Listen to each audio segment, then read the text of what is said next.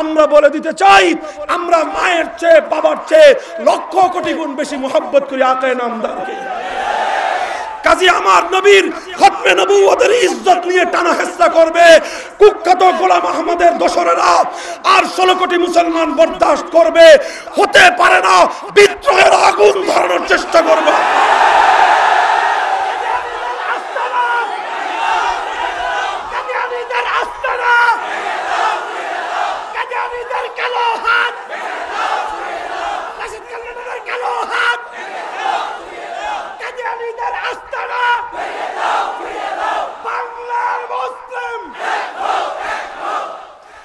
আজ জাতীয় সংসদকে কলঙ্কিত করা হয়েছে। যেই 12 কোটি 16 কোটি মুসলমানের এই দেশের প্রাণ কেন্দ্র জাতীয় সংসদে দাঁড়িয়ে কুখ্যাত রাশেদ খান মেনন নাস্তিক মুরতাদদের দোসর খতমে নবুয়তের বিরুদ্ধে অবস্থান নিয়ে আমার নবীর কলিজার উপর আঘাত করেছে।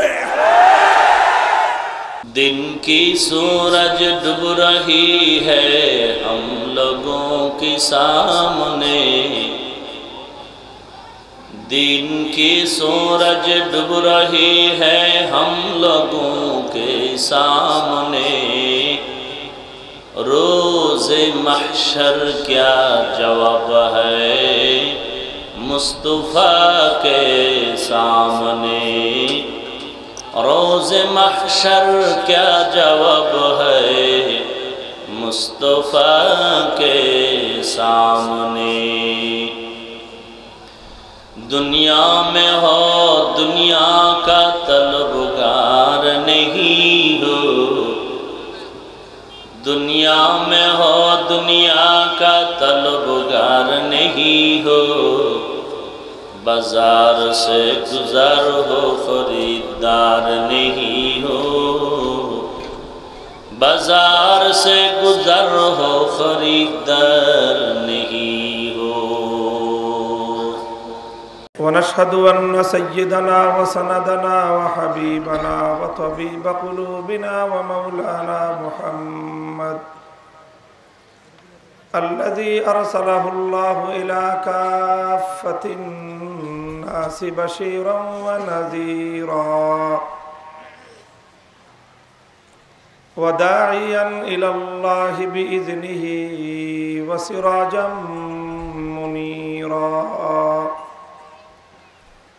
أما بعد فأعوذ بالله من الشيطان الرجيم بسم الله الرحمن الرحيم هو الذي أرسل رسوله بالهدى ودين الحق ليظهره على الدين كله ولو كره المشركون وقال رسول الله صلى الله عليه وسلم لا يبقى على ظهر الأرض بيت مدر ولا وبر إلا أدخله الله الإسلام إما بعز عزيز وإما بذل ذليل بارك الله لنا ولكم في القرآن العظيم ونفعنا وإياكم بالآيات والذكر الحكيم اللهم صل على محمد وعلى آل محمد كما صليت على إبراهيم وعلى آل إبراهيم إنك حميد مجيد اللهم بارك على محمد وعلى آل محمد كما باركت على إبراهيم وعلى آل إبراهيم إنك حميد مجيد محترم حضرات علماء کرام সম্মানিত মুরব্বী সাহেবান সমবেত ইসলাম প্রিয় কোরআন প্রেমিক তাওহীদি মুসলমান ভাই ও বন্ধুগণ মজলিসে তালিমুস সুন্নাহ বাংলাদেশের উদ্যোগে আয়োজিত উলামা ঐক্য পরিষদ মেলান্দহের আয়োজনে আজকের এই আজিমুশান ইসলামী মহাসম্মেলনে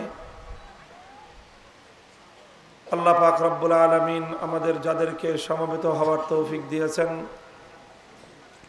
রব্বে করিমের বড়ই মেহেরবানি। এই জন্য আল্লাহ পাক রব্বুল আলামিনের দরবারে কালেমাতুশ শুকরের হাদিয়া পেশ করি, আলহামদুলিল্লাহ। পবিত্র কোরআনে পাকের ছোট্ট একটুখানি আয়াতাংশ তেলাওয়াত করেছি এবং রাসূল আকরাম সাল্লাল্লাহু আলাইহি ওয়াসাল্লামের একটি হাদিস, যার মধ্যে আল্লাহর নবী উম্মতের এক বিশারাতে আজিমা, অনেক বড় একটি সুসংবাদের ভবিষ্যৎবাণী করেছেন, যার মাধ্যমে উম্মতে মুসলিমার জন্য শেষ যুগে আশার আলো দেখানো হয়েছে এবং তাদের জন্য মুক্তির একটি স্বপ্ন দেখানো হয়েছে। মোহতারাম হাজিরিন, আজকে এ কথা বলতে আমাদের কোনো দ্বিধা নেই যে সারা দুনিয়া জুড়ে মুসলমানদের উপর ইতিহাসের এক ক্রান্তিকাল অতিক্রম হচ্ছে। দুনিয়ার বিভিন্ন জনপদ মুসলমানদের রক্তে রঞ্জিত হচ্ছে। সারা দুনিয়া জুড়ে আজ এক নিপীড়িত এবং নির্যাতনের শিকার জাতির নাম হলো মুসলিম জাতি। পৃথিবীর যেদিকেই আমরা তাকাবো, আমরা দেখব সেখান থেকে হাহাকার ভেসে আসছে, আর্তচিৎকার, এবং সেই চিৎকার ধ্বনি কোনো মুসলিম নারীর অথবা কোনো মুসলিম শিশুর অথবা কোনো মুসলিম আবাল বৃদ্ধ বনিতা যুবকের। আজকে যদি আমরা আমাদের পার্শ্ববর্তী আরাকানের দিকে তাকাই, সেখানে দেখব রোহিঙ্গা মুসলমানদের করুণ দৃশ্য। আমরা যদি চায়নার ঝিংজিয়াং প্রদেশের দিকে তাকাই, সেখান থেকে ভেসে আসবে উইঘুরের মুসলমানদের করুণ আর্তনাদ। আমরা যদি মুসলমানদের প্রথম কিবলা মসজিদে আকসার নগর জেরুজালেমের দিকে তাকাই, তাহলে সেখানে দেখতে পাবো জায়নবাদী ইহুদিদের বর্বরতার নির্মম দৃশ্য। আমরা যদি তাকাই আজ কাশ্মীরের দিকে, সেখানে দেখব স্বাধীনতাকামী মুসলমানদেরকে কিভাবে দমন করা হয় তার ভয়াবহ চিত্র। আমরা যদি চোখ তুলে তাকাই মধ্যপ্রাচ্যের বিভিন্ন দেশগুলোর দিকে, সিরিয়া বলেন, ইরাক বলেন, সেই জনপদগুলোতে আজ বিভৎস এক মৃত্যুপুরী পরিণত হয়েছে। সিরিয়ায় রাস্তার পাশে পাশে মুসলমানদের ফুটফুটে গোলাপের মতো সন্তানদের রক্তস্নাত লাশগুলো পড়ে থাকছে। ইরাকের শহরে শহরে এখনো পর্যন্ত মুসলমানদের জীবনের কোনো নিরাপত্তা নেই। আফগানিস্তানের মাটি থেকে শুধু তামার গন্ধ বের হয়ে শুধু বারুদের গন্ধ পাওয়া যায়। এভাবেই গোটা মুসলিম জনপদ আজ মুসলমানদের বুকের রক্তে রঞ্জিত। মুসলিম বিশ্বের মানচিত্র শুধুমাত্র ছোপ ছোপ রক্তের দাগ। এই যে অবস্থা, এটা মূলত রাসূল আকরাম সাল্লাল্লাহু আলাইহি ওয়াসাল্লাম এইরকম এক অবস্থার খবর আমাদেরকে আরো আগেই দিয়েছেন। এরকম এক ভয়াবহ পরিস্থিতির ব্যাপারে রাসূল আকরাম সাল্লাল্লাহু আলাইহি ওয়াসাল্লাম বহু পূর্বেই আমাদেরকে সতর্ক করেছেন। আল্লাহ নবী বলে গেছেন, তাদাআ লাকুম সাইরুল উমামি কামা তাদাআল আকিলাতু বা'দুহুম বা'দা। আমার উম্মত তোমাদের উপর এমন একটা সময় আসবে যখন পৃথিবীর অন্যান্য জাতিগুলো তোমাদেরকে নিঃশেষ করার জন্য এমনভাবে একে অপরের সঙ্গে যোগ সাজস করবে, যেমন খাবারের টেবিলে, খাবারের দস্তরখানের মধ্যে খাবার পরিবেশন করবার পর একজন খাদক আরেক খাদককে ডাকে যে আসো, খাদ্য পরিবেশন করা হয়েছে, আমরা সকলে মিলেমিশে এই খাবারটা গ্রহণ করি। এরপরে সকলে মিলে সেই খাবারের পাত্র থেকে খাবারগুলো যার যার মতো সেখান থেকে কিছু কিছু অংশ নিয়ে খেয়ে ফেলে এবং সম্পূর্ণ খাবারের পাত্রটাকে সাবার করে ফেলে। নবীজি বলেন, এরকমভাবেই আমার উম্মত তোমাদেরকে মধ্যখানে রেখে পৃথিবীর অন্যান্য জাতিগুলো তোমাদেরকে খেয়ে শেষ করবার জন্য একে অপরকে ডাকতে থাকবে। সাহাবায়ে কেরাম প্রশ্ন করেছিলেন, ওয়ামিন কিল্লাতিনা ইয়াউমাইযিন ইয়া রাসূলুল্লাহ, ওগো আল্লাহর নবী, আমাদের এই করুণ পরিণতি কেন হবে? সংখ্যায় কি আমরা খুব অল্প থাকবো এই কারণে? নবীজি বললেন, লা বাল আনতুম ইয়াউমাইযিন কাসীর, না, তোমাদের এই পরিণাম তোমাদের সংখ্যার স্বল্পতার কারণে হবে না, বরং সংখ্যায় তো তোমরা তখন থাকবে অনেক বেশি, শত শত কোটি থাকবে তোমাদের সংখ্যা। ওয়ালাকিন্নাকুম গুসাউন কাগুসাইস সাইল, কিন্তু তোমাদের সমস্যা হবে, তোমাদের কোয়ান্টিটি অনেক বেশি হবে কিন্তু কোয়ালিটি তোমাদের ডাউন হবে। তোমরা হবে খড় আর কুটোর মতো, তোমরা হবে শুকনো পাতা আর ঘাসের মতো। শুকনো পাতা, শুকনো খড়কুটো সংখ্যায় যতই হোক না কেন, এগুলো কোনোদিন কোনো পানির স্রোতের মধ্যে বাদ সাধতে পারে না, বরং শুকনো খড়কুটো পানির স্রোতের মধ্যে ভেসে যায়। পানির স্রোত যেদিকে যায়, শুকনো খড় আর কুটো সেই পানির স্রোতের তালে তালে ভাসতে থাকে। তোমাদের অবস্থা হবে এই রকম, তোমাদের স্বকীয়তা তোমরা ছেড়ে দিবে, তোমাদের নিজস্ব আদর্শ তোমরা ভুলে যাবে, নিজেদের স্বকীয়তা নিজেদের আদর্শ ভুলে গিয়ে তোমরা ইহুদি আর খ্রিস্টানদের স্রোতে এমনভাবে ভেসে যাবে যেরকম খড় কুটো পানির স্রোতে যেমন ভেসে যায়।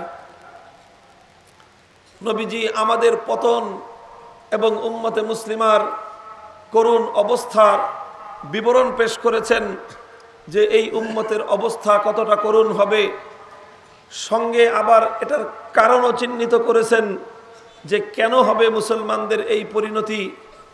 কারণ মুসলমানরা নিজেদের স্বকীয়তা ভুলে গিয়ে, মুসলমানরা নিজেদের স্বকীয়তা বিসর্জন দিয়ে ইহুদি আর খ্রিস্টানদের তাবেদারি, গোলামি আর অন্ধ অনুকরণ করতে আরম্ভ করবে।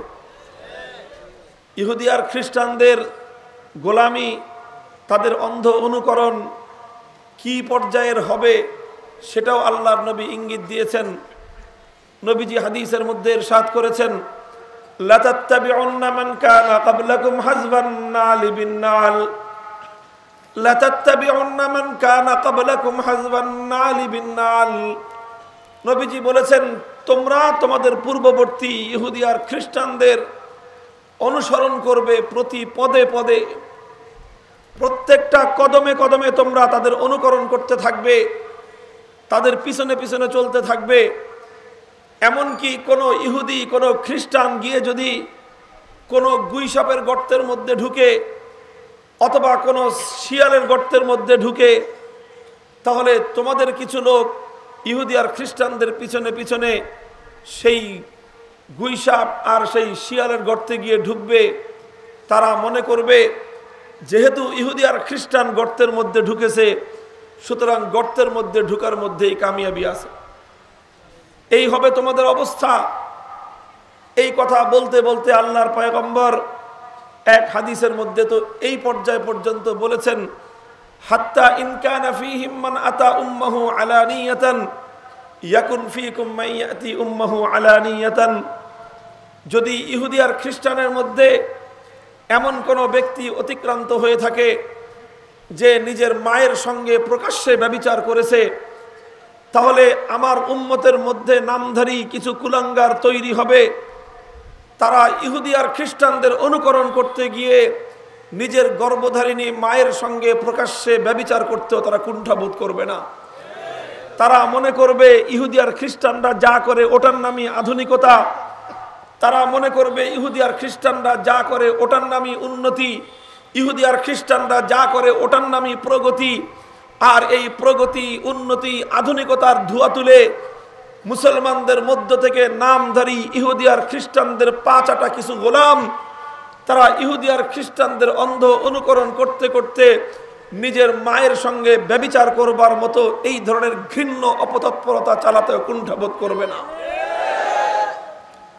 মুহতারাম হাজিরিন, আজ এ কথা বলতে আমাদের কোনো দ্বিধা নেই। মুসলমানদের মধ্যে এই সকল পর্যায়গুলো আজ ব্যাপক হারে বিদ্যমান, ব্যাপক হারে বিদ্যমান। জীবনের প্রতিটি ক্ষেত্রে মুসলমান আজ বিজাতীয়দের অন্ধ অনুকরণে লিপ্ত হয়ে গিয়েছে।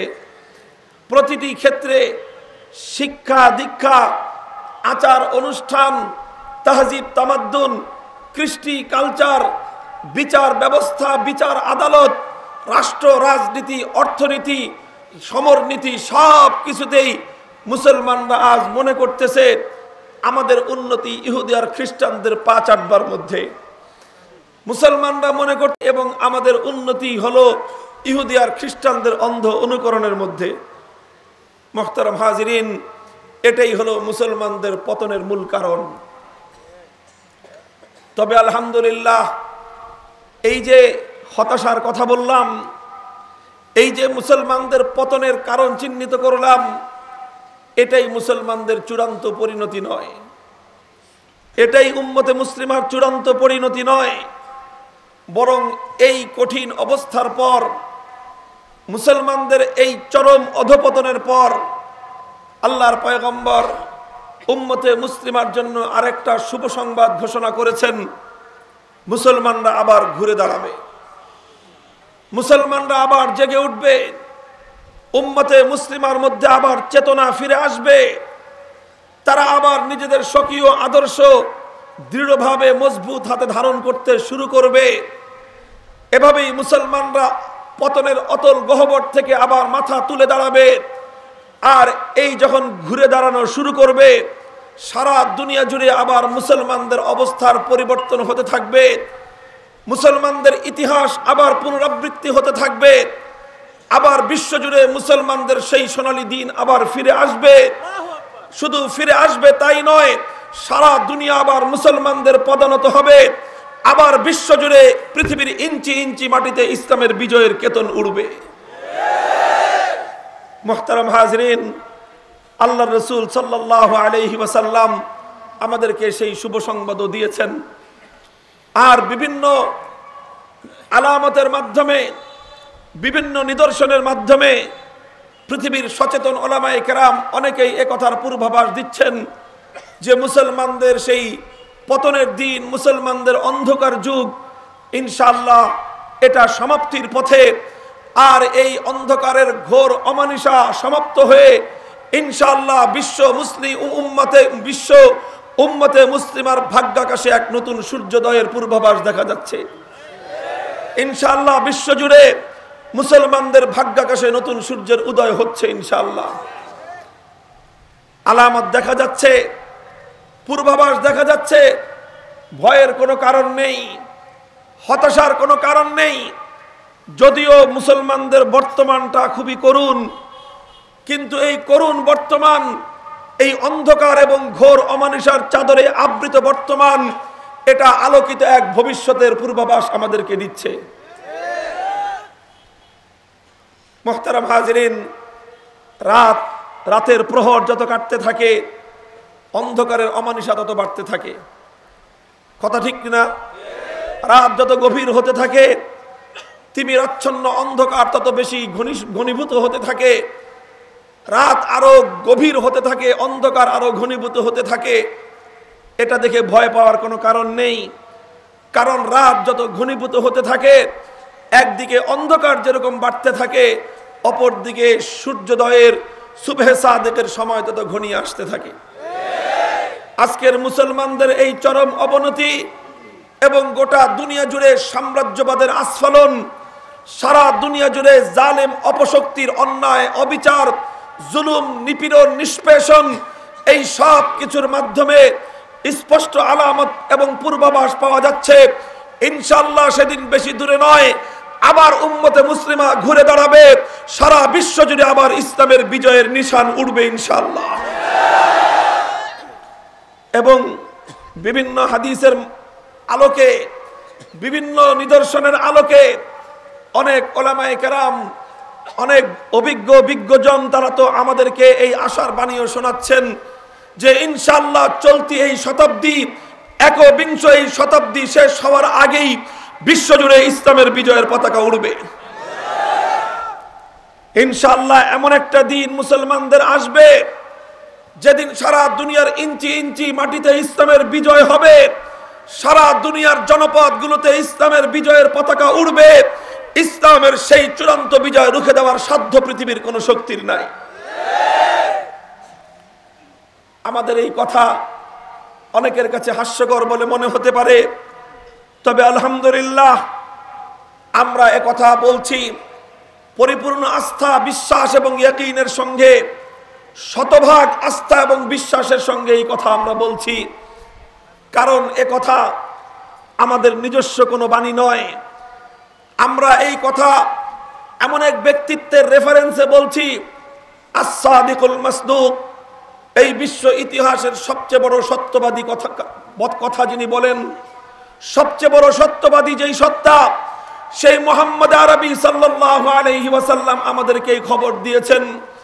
আমরা বিশ্বাস করি আসমান এবং জমিনের সব কিছু ওলট পালট হতে পারে, মাথার উপরের আসমান পায়ের নিচে কখনো আসা সম্ভব, পায়ের নিচের মাটি কখনো মাথার উপরে চলে যাওয়া সম্ভব, কিন্তু আমার পয়গম্বরের মুখ নিঃসৃত কোনো কথা কোনোদিন অবাস্তব হতে পারে না।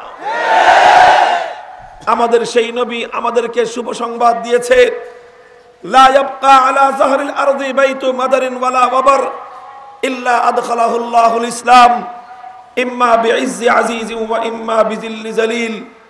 এই ভূপৃষ্ঠের উপর একটি ঘর অবশিষ্ট থাকবে না, চাই সেটা কোনো শহর এলাকার অট্টালিকা হোক, অথবা চাই সেটা কোনো নিভৃত পল্লীর ভাঙ্গা কুড়ে ঘর হোক, চাই সেটা কোনো মরুভূমির কোনো বেদুইনের তাঁবুর ঘর হোক, অথবা চাই সেটা কোনো বেদে সম্প্রদায়ের নদীতে ভাসমান নৌকার ছাউনি হোক, ইল্লা আদখালাহুল্লাহুল ইসলাম। প্রতিটি ঘরের মধ্যে আমার আল্লাহ পাক রব্বুল আলামিন ইসলামের বিজয়ের পতাকা উড়াবেন। প্রতিটি ঘরের মধ্যে ইসলাম দাখিল হবে, আর প্রতিটি ঘরের মধ্যে, ঘরের উপর ইসলামের পতাকা উড়বে ইনশাআল্লাহ।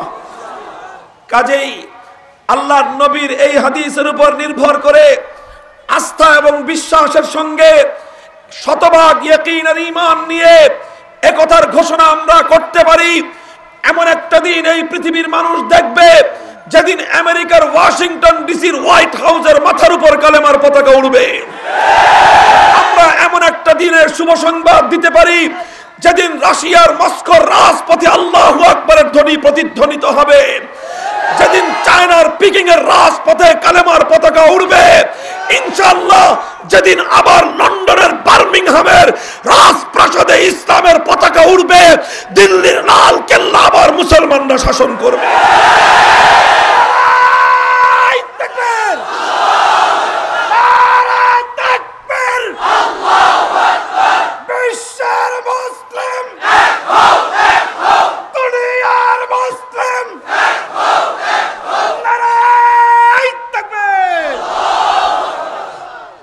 মুহতারাম হাজিরিন, কাজেই পরিষ্কার সকলের প্রতি আমাদের আহ্বান, মুসলমানদের প্রতি বিশেষভাবে আহ্বান। আজ মুসলমানদের মধ্যে থেকে যারা পাশ্চাত্যের বিভিন্ন জাতি আর গোষ্ঠীর অন্ধ অনুকরণ করছো, তোমরা অনেকে আছো যারা নিজেদের ভাগ্য ইউরোপ আর আমেরিকার সঙ্গে জুড়ে দিয়েছো। তোমরা অনেকে আছো মুসলমান যারা মুসলিম ভূখণ্ডগুলো থেকে ইউরোপ আর আমেরিকার মাটিগুলোকে নিজেদের জন্য বেশি নিরাপদ মনে করতেছো।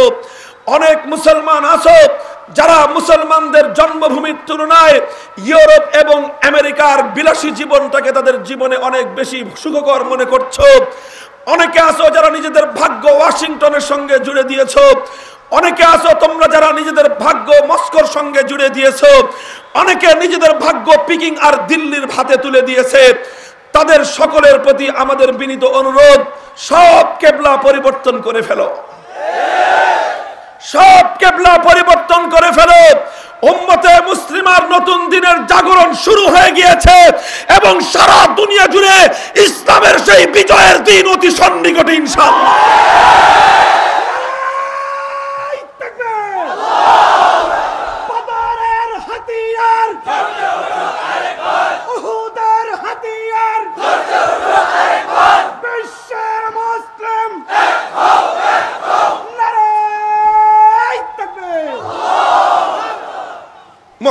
হাজিরিন, আমাদের এই কথা শুধু আবেগ নির্ভর কোনো কথা নয়, আমাদের এই বক্তব্য শুধুমাত্র কাল্পনিক কোনো কথা নয়, আমাদের এই কথা শুধুমাত্র অনুমান নির্ভর কোনো কথা নয়।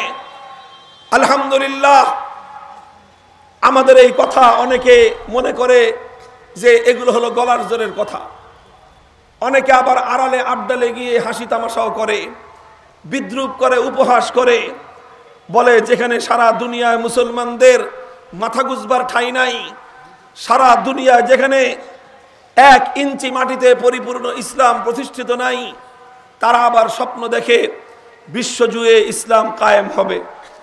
এই কথা বলে অনেকেই উপহাস করে, টিপ্পনি কাটে, হাসি তামাশাও করতে পারে। তাহলে তাদের সদয় অবগতির জন্য আমি বলে রাখি, আলহামদুলিল্লাহ, এই ধরনের বিজয়ের শুভ সংবাদ এটাই ইসলামের পক্ষ থেকে প্রথম ঘোষণা করা হচ্ছে না। ইসলামের সোনালী ইতিহাস পড়লে এরকম আরো অসংখ্য অগণিত ইতিহাস খুঁজে পাওয়া যাবে।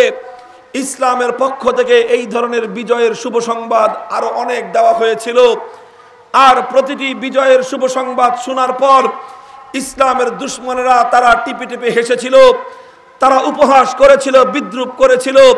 কিন্তু 1500 বছরের ইসলামের ইতিহাস প্রমাণ করে, ইসলাম যখন যা বলেছে পরবর্তীতে অক্ষরে অক্ষরে সেটাই বাস্তবায়িত হয়েছে। ইতিহাসের কিছু সোনালী পাতা আমি তোমাদের সামনে উল্টায় ধরি। মুহতারাম হাজরিন, আল্লাহর কোরআনের সূরাতুল কমর তেলাওয়াত করো। সূরাতুল কমর এটি হলো একটি মক্কি সূরা, হিজরতের আগে অবতীর্ণ হয়েছে পবিত্র মক্কায়। হিজরতের আগে মানেই হলো মুসলমানদের দুর্দিন, হিজরতের পূর্ব সময় মানেই হলো মুসলমানদের জুলুম এবং নির্যাতন সহ্য করবার সময়। যখন মক্কার মাটিতে ইসলাম গ্রহণ করবার অপরাধে এক একজন মুসলমানের উপর জুলুম এবং নির্যাতনের স্টিম রোলার চলে, যখন বেলালে হাবশী ইসলাম গ্রহণ করবার অপরাধে নাকের মধ্যে রশি বেঁধে দুরাচাররা গোটা মক্কা নগরী ওনাকে প্রদক্ষিণ করিয়ে দ্বিপ্রহরের প্রচন্ড গরমের সময় উত্তপ্ত বালুকার উপর চিৎ করে শোয়ায় রেখে পাথর চাপা দিয়ে রাখত, অপরাধ ছিল শুধুমাত্র কালেমা গ্রহণ করা। খাব্বাব ইবনুল আরাত রাদিয়াল্লাহু তাআলা আনহুকে জ্বলন্ত আগুনের কয়লার উপর শোয়ায় রাখা হতো, আর ওনার চামড়া, গোশত, এমনকি হাড্ডিগুলো গলে গলে পড়ে সেই আগুনের কয়লার আগুন নিভে যেত। যখন হযরতে ইয়াসির রাদিয়াল্লাহু তাআলা আনহুর দুটি উটের সঙ্গে বেঁধে রেখে 2 উট দুদিকে হেঁকিয়ে দেওয়া হয়, দুদিকে তাড়িয়ে দিলে 2টি উট 2 দিকে যখন দৌড় দেয়, তখন উপস্থিত দ্বিখণ্ডিত হয়ে হযরতে ইয়াসির রাদিয়াল্লাহু আনহুর রক্তে সেই মরুভূমির মাটি রঞ্জিত হয়ে তিনি শাহাদাত বরণ করেন। হযরতে সুমাইয়া রাদিয়াল্লাহু তাআলা আনহা ইসলাম গ্রহণ করবার অপরাধে আবু জাহাল নিজে বিষাক্ত বর্ষা নিক্ষেপ করে ওনার তলপেট দিয়ে প্রবেশ করিয়ে কলিজা এফর ওফর করে দিয়ে হযরতে সুমাইয়াকে নির্মমভাবে শহীদ করে দেয়। এই ছিল যখন মক্কার অবস্থা। স্বয়ং আল্লাহর নবী মুহাম্মদ আরবি সাল্লাল্লাহু আলাইহি ওয়াসাল্লাম বাইতুল্লাহর সামনে মসজিদে হারামে যখন দাঁড়িয়ে নামাজ পড়তেন, কখনো আবু জাহাল পেছন দিক থেকে এসে গলায় রশি পেঁচিয়ে নবীজিকে শ্বাসরুদ্ধ করবার পায়তারা করত। আমার নবী সেজদায় লুটিয়ে পড়লে উকবা ইবনে আবি মুআইদ উটের ভুঁড়ি এনে নবীর মাথার উপর ছুঁড়ে মারত। আমার নবী উটের ভুঁড়ির নিচে চাপা পড়ে নবীজির শ্বাস শুদ্ধ হওয়ার উপক্রম হতো। মক্কার সমস্ত দুষ্ট লোকেরা, সন্ত্রাসীরা, তারা এই করুণ নির্যাতন করে তারা হাসিতে লুটিয়ে পড়ত। একজন মানুষ খুঁজে পাওয়া যেত না মক্কায় যে নবীজির মাথার উপর থেকে উটের ভুঁড়িটা সরিয়ে দিবে। সংবাদ আল্লাহর পয়গম্বরের ঘরে পৌঁছার পর ছোট্ট বাচ্চা ফাতেমা ঘর থেকে দৌড়ায় এসে আমার পয়গম্বরের মাথার উপর থেকে উটের ভুঁড়ি সরানোর পর নবীজি মাথা ওঠানোর সুযোগ পান। এই ছিল যখন মক্কার করুণ অবস্থা। মক্কায় মুসলমানরা ইসলাম গ্রহণ করতেন ঠিক, কিন্তু নিজেদের ধর্মীয় পরিচয় প্রকাশ করবার সাহস পেতেন না। কালেমার তালিম গ্রহণ করবেন, ঈমানের শিক্ষা গ্রহণ করবেন, সেই সুযোগ পর্যন্ত ছিল না। রাতের অন্ধকারে দারে আরকাম ইবনে আবিল আরকামের ঘরে গিয়ে সেখানে আল্লাহর নবীর কাছ থেকে তালিম গ্রহণ করতেন। ইসলাম গ্রহণ করবার অপরাধে মক্কার মাটি মুসলমানদের জন্য বিপদ সংকুল হয়ে পড়েছিল।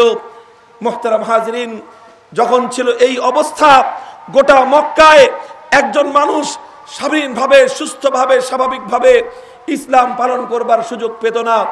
ওই সময়ে আল্লাহর কোরআনের আয়াত নাজিল হলো, সাইয়ুহজামুল জামউ ওয়া ইউওয়াল্লুনাদ দুবুর। সাইয়ুহজামুল জামউ ওয়া ইউওয়াল্লুনাদ দুবুর। আমার আল্লাহর কোরআন ঘোষণা করলো, ও মক্কার বেঈমানের দল, অত্যাচারী, হিংস্র, পাষণ্ড সন্ত্রাসীর দল, তোরা জুলুম আর অত্যাচার করে নে আর কয়েকটা দিন তোরা জুলুম করে নে। এমন একটা দিন অতি সন্নিকটে, সাইয়ুহজামুল জামউ, যেদিন তোদের এই সন্ত্রাসের অবসান ঘটবে, তো যেদিন তোদের এই অত্যাচারের অবসান ঘটবে, মক্কার এই দুর্ধর্ষ সন্ত্রাসীগুলো ওরা সাইয়ুহজামু, ওরা ধরাশায়ী হয়ে জমিনের মধ্যে পড়ে থাকবে। আর এই দুর্বল বেলাল, আম্মার এবং খাব্বাবদের মতো এই সকল দুর্বল সাহাবায়ে কেরামের হাতে তোরা এমন মার খাবি, মার খেয়ে পালানোর পথ পর্যন্ত খুঁজে পাবি না। সেদিন তোরা ধরাশায়ী হয়ে থাকবি, আর দুর্বল সাহাবায়ে কেরামের হাতে আমার আল্লাহ পাক রব্বুল আলামিন বিজয়ের পতাকা উড়িয়ে দিবেন। কোরআনের এই আয়াত যখন নাজিল হলো, মক্কার বেঈমানের দল এই ঘোষণা শোনার পর ওরা উপহাস শুরু করলো, ওরা হাসতে লাগলো, ওরা বলতে লাগলো মুহাম্মাদের মাথা খারাপ হয়ে গেছে, নাউযুবিল্লাহি মিন যালিক। বলে কি, দেখো এই যে মক্কার দুর্ধর্ষ বাহিনী, এই আবু জাহাল, দোর্দণ্ড প্রতাপশালী মক্কার নেতারা, এরা নাকি পরাজিত হবে, আর এই বেলাল, খাব্বাব, আম্মারদের মতো গোলামেরা নাকি আমাদেরকে পরাজিত করবে। এর চেয়ে হাস্যকর বিষয় পৃথিবীতে আর কি হতে পারে? মুহতারাম হাজিরিন, আল্লাহর কোরআনের এই ভবিষ্যৎবাণী শুনে সেদিন মক্কার বেঈমানের দল উপহাস করেছিল। এরপরের ইতিহাস কি বলে আমাদেরকে? মাত্র 5 বছরের ব্যবধান, এর চেয়ে বেশি হবে না। আল্লাহর নবী পবিত্র মদিনায় হিজরত করলেন। হিজরতের পর 1 বছর মাত্র অতিক্রান্ত হলো। 2য় বছর রমজান মাসের 17 তারিখ হক এবং বাতিলের একটা লড়াই হলো। বদরের রণাঙ্গনে আবু জাহালের নেতৃত্বে 1000 দুর্ধর্ষ সশস্ত্র বাহিনী ছিল, আর আমার নবীজির নেতৃত্বে মাত্র 313 জন নিরন্ন নিরস্ত্র অসহায় সাহাবায়ে কেরাম বিদ্যমান ছিলেন, যাদের অধিকাংশের হাতে একটা তরবারি পর্যন্ত ছিল না। যাদের কাছে তরবারি ছিল, যারা তরবারি আনবার সুযোগ পান নাই, খেজুরের গাছের ডাল নিয়ে এসেছিলেন। এই অবস্থায় অসম এক লড়াই হয়েছিল। একদিকে ছিল দুর্ধর্ষ 1000-এর সশস্ত্র বাহিনী, আরেকদিকে ছিল দুর্বল, নিরন্ন নিরস্ত্র অসহায় 313 জন সাহাবায়ে কেরাম। হক আর বাতিলের লড়াই হয়েছিল, ঈমান আর কুফরের যুদ্ধ হয়েছিল বদরের রণাঙ্গনে। 17ই রমজান সাক্ষী, দিনটা শেষ হওয়া লাগেনি, একদিন অতিক্রান্ত হওয়া লাগেনি। দিনের শুরুর বেলায় দাম্ভিকতার সঙ্গে আবু জাহালের নেতৃত্বে ওরা যুদ্ধের ময়দানে ঝাঁপিয়ে পড়েছিল। আর দিনের যখন সূর্য অস্তমিত হয়, সন্ধ্যাবেলার আগে পৃথিবীর আকাশ দেখেছে আবু জাহাল, উতবা, শাইবা, ওয়ালিদ ইবনে মুগীরা সহ 70টা শীর্ষ নেতা সবগুলো ধরাশায়ী হয়ে বদরের মাটির উপর তারা সব শুয়েছিল। আর ওদের লাশগুলো আকাশের ওই সূর্যের উত্তাপে বিকৃত হয়েছিল। আর বেলাল এবং আম্মার, খাব্বাব ইবনে আরাদদের মতো দুর্বল সাহাবায়ে কেরামের হাতে বিজয়ের পতাকা উড়েছিল। আলহামদুলিল্লাহ, আল্লাহর কোরআন বলেছিল যা, আর মক্কার বেঈমানের দল উপহাস করেছিল যা নিয়ে বাস্তবায়িত হতে বেশি দিন লাগে নাই। কোরআনের আয়াত অক্ষরে অক্ষরে প্রতিফলিত হয়েছিল। মুহতারাম হাজিরিন, ইতিহাস সামনের দিকে চলো। 5ম হিজরি সনের ইতিহাস শোনাই আমি তোমাদেরকে। আল্লাহর নবীর কাছে খবর আসলো, মক্কার বেঈমানের দল এবার শুধু একা নয়, শুধু কুরাইশরা আলাদা নয়, বরং গোটা আরবের সমস্ত দুর্ধর্ষ, সমস্ত যোদ্ধা, বীর যোদ্ধা জাতিগুলোকে ঐক্যবদ্ধ করে ওরা একটি সম্মিলিত বাহিনী গঠন করেছে। আর সেই সম্মিলিত বাহিনী নিয়ে ওরা মদিনার দিকে রওনা করেছে, যাত্রা শুরু করেছে। ওদের উদ্দেশ্য হলো ওরা মদিনায় আসবে, সোনার মদিনায় এসে ওরা গোটা মদিনাকে তছনছ করবে, গোটা মদিনাকে ওরা দখল করবে। আর মদিনা শহরের মধ্যে প্রবেশ করে একজন একজন করে মুসলমানকে টিপে টিপে ওরা হত্যা করবে। এই পরিকল্পনা নিয়ে 15,000-এর বিশাল সম্মিলিত বাহিনী, বহুজাতিক বাহিনী নিয়ে আরবের বেঈমান কাফের গোষ্ঠীগুলো কুরাইশের নেতৃত্বে মদিনার দিকে যাত্রা শুরু করলো। খবর চলে আসলো আমার নবী মুহাম্মদ আরবি সাল্লাল্লাহু আলাইহি ওয়াসাল্লামের নিকট। নবীজি সংবাদ পাওয়ার পরেই সাহাবায়ে কেরামকে নিয়ে পরামর্শে বসে পড়লেন কি করা যায় এই অবস্থায়, এই পরিস্থিতিতে কিভাবে শত্রুর মোকাবেলা করব। প্রবীণ সাহাবী হযরতে সালমান ফারসি রাদিয়াল্লাহু তাআলা আনহু পরামর্শ দিলেন, ওগো আল্লাহর পয়গম্বর, এই পরিস্থিতিতে আপনি একটি কাজ করতে পারেন। মদিনা মুসলমানদের মার্কাজ, ইসলামী রাষ্ট্রের প্রধান মার্কাজ, সোনার মদিনাকে আপনি হেফাজত করেন। বেঈমান এবং শত্রুপক্ষ যেন মদিনা শহরে প্রবেশ করতে না পারে, সেই উদ্যোগ আর সেই ব্যবস্থা আপনি গ্রহণ করুন। কিভাবে করা যায়? মদিনা শহরের প্রবেশ পথে আপনি খাল খনন করে দিন। খন্দক খনন করার পরামর্শ দিলেন প্রবীণ সাহাবী সালমান ফারসি রাদিয়াল্লাহু তাআলা আনহু। আল্লাহর নবী হযরতে সালমান ফারসি রাদিয়াল্লাহু তাআলা আনহুর পরামর্শক্রমে খন্দক খনন করবার সিদ্ধান্ত নিলেন। এবং সোনার মদিনা তখন 3000 সাহাবায়ে কেরাম, তখন সর্বসাকুল্যে মুসলমানদের সংখ্যা হলো 3000 মুসলমান। নবীজি 3000 মুসলমানদেরকে নির্দেশ দিলেন, একাকার করে তোমরা খন্দক খনন করতে থাকো। বন্ধুগণ, খন্দক খনন শুরু হয়ে গেল। মদিনায় অধিকাংশ সাহাবায়ে কেরাম তখন দিনমজুর, দিনের বেলায় কামাই করে রাতের বেলায় তাদের রান্নায় চুলা জ্বলে। এই অবস্থা ছিল দারিদ্র্যের কষাঘাতে জর্জরিত সোনার মদিনার সাহাবায়ে কেরামের জীবনযাত্রার মান।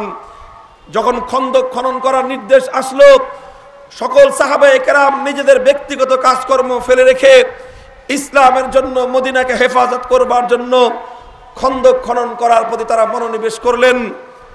খন্দক খনন চলছে, কামাই রোজগার বন্ধ, চুলা জ্বলা বন্ধ, এমনকি একটা পর্যায়ে এসে খাবার দাবার বন্ধ হয়ে গেল। ওদিকে মাটি কাটা চলছে।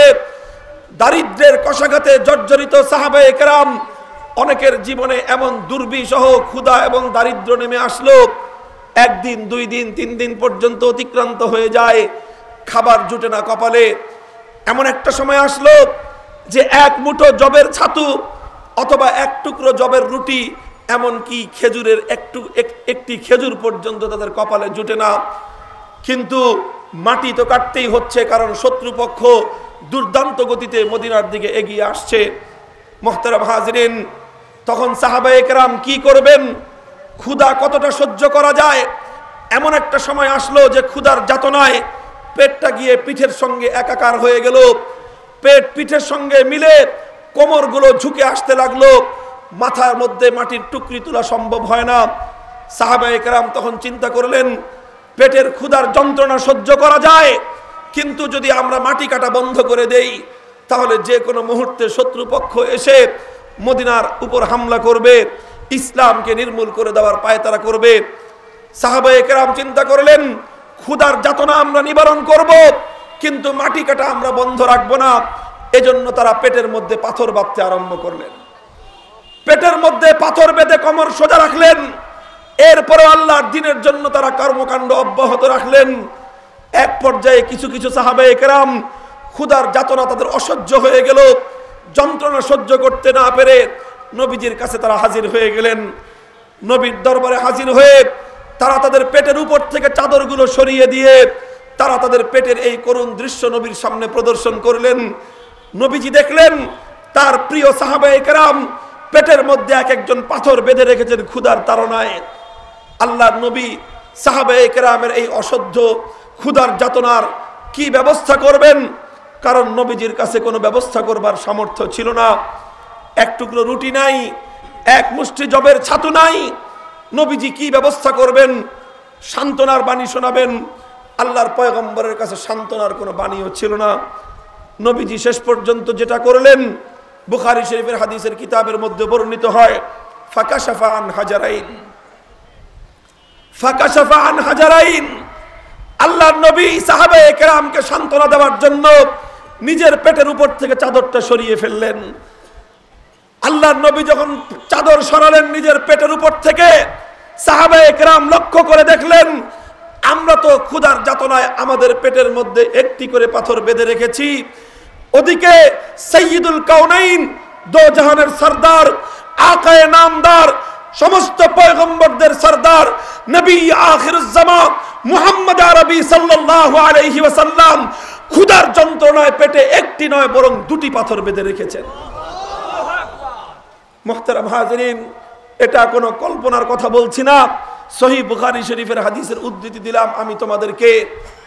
ইতিহাস পড়ো, আল্লাহর নবী শুধু সাহাবায়ে কেরামকেই ত্যাগ আর কোরবানি করার উদ্বুদ্ধ করেছেন সেটা নয়, বরং তিনি তার সঙ্গীদেরকে, তিনি তার কর্মীদেরকে যেই পরিমাণ ত্যাগ আর কোরবানির নসিহত করেছেন, নিজে আমির হয়ে, নিজে নবী হয়ে, নিজে নেতা হয়ে আল্লাহর পয়গম্বর তার কর্মীদের তুলনায়, তার জনগণের তুলনায় তার চেয়ে দ্বিগুণ বেশি কষ্ট আল্লাহর নবী সহ্য করেছেন। এটাই হলো কিয়ামত পর্যন্ত নেতৃত্বের আদর্শ এবং মডেল। যারা জাতিকে পরিচালিত করতে চায়, যারা কর্মীদেরকে নেতৃত্ব দিতে চায়, যারা জনগণকে পরিচালিত করতে চায়, নবীর আদর্শের উত্তম নমুনা হলো এই, জনগণ যখন না খেয়ে থাকবে তখন তাদের দায়িত্বশীল বর্গেরও ক্ষুধার যাতনা থাকতে হবে, তখনই সেই দেশে এবং সেই জনগণের মধ্যে বৈষম্যের অবসান ঘটতে পারে।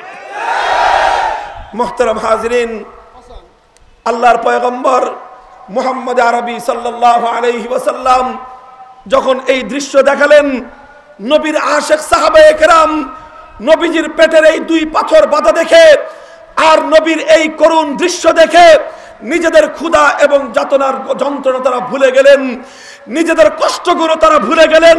তাদের দীপ্ত কণ্ঠে সাহসী উচ্চারণ নবীজিকে উদ্দীপিত করলো। সাহাবায়ে কেরাম সমস্বরে গেয়ে উঠলেন, নাহনুল্লাযীনা বায়াউ মুহাম্মাদা আলাল জিহাদি মা বাকিনা আবাদা।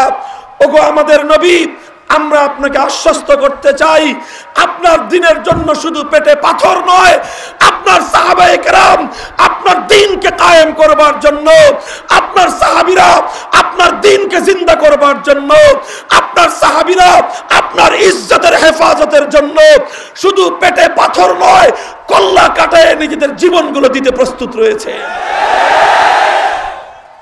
মুহতারাম হাজিরিন, ঘটনা এটুকুই নয়, হঠাৎ করে খবর আসলো ফারাজাত কুদিয়াতুন শাদীদা, যেখান দিয়ে খন্দক খনন করার কথা, মধ্যখানে এক জায়গায় বিশাল একটা পাথরের চাটান, এত বড় পাথর, এটাকে সরানো যায় না, ভাঙাও সম্ভব নয়।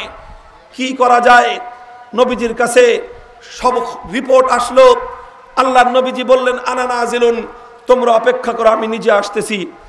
নবীজি সেখানে গেলেন, ফাআখাযাল মিআওয়াল, কোদাল নিজের হাতে তুলে নিলেন, বিসমিল্লাহ বলে সেই বিশাল পাথর খণ্ডের উপর আমার নবী একে একে 3টি আঘাত করলেন কোদাল দিয়ে। বুখারীর হাদিসের মধ্যে বর্ণিত হয়, ফাআদা কাসীবান আহয়ালা, আমার নবীর 3 আঘাতের পর সেই বিশাল পাথর খণ্ডটি বালুর স্তূপের নয় চূর্ণ বিচূর্ণ হয়ে মাটির সঙ্গে ধসে পড়ল। মধ্যখান দিয়ে ঘটনা আরেকটি সংঘটিত হয়ে গেল। আল্লাহর নবী যখন পাথরের উপর লোহার কোদালের আঘাত মারলেন, তখন ওই পাথরের উপর লোহার আঘাতে বিদ্যুতের স্ফুরণ ছুটল, বিদ্যুতের স্ফুলিঙ্গ ছুটে বের হলো, চমক তৈরি হলো। আল্লাহর নবী সাহাবীদেরকে বললেন, আমি যখন এক একবার আঘাত করলাম আর আমার আঘাতে বিদ্যুতের স্ফুলিঙ্গ ছুটছিল আর ওই যে বিদ্যুতের চমক তৈরি হচ্ছিল, ওই চমকে প্রথমবার আল্লাহ আমাকে সুদূর মাদায়েনের রাজপ্রাসাদগুলো দেখিয়েছেন। দ্বিতীয়বারের আঘাতে আল্লাহ পাক আমাকে পারস্য সাম্রাজ্যের রাজপ্রাসাদ এবং তার গুপ্ত ধনভাণ্ডারগুলো দেখিয়েছেন।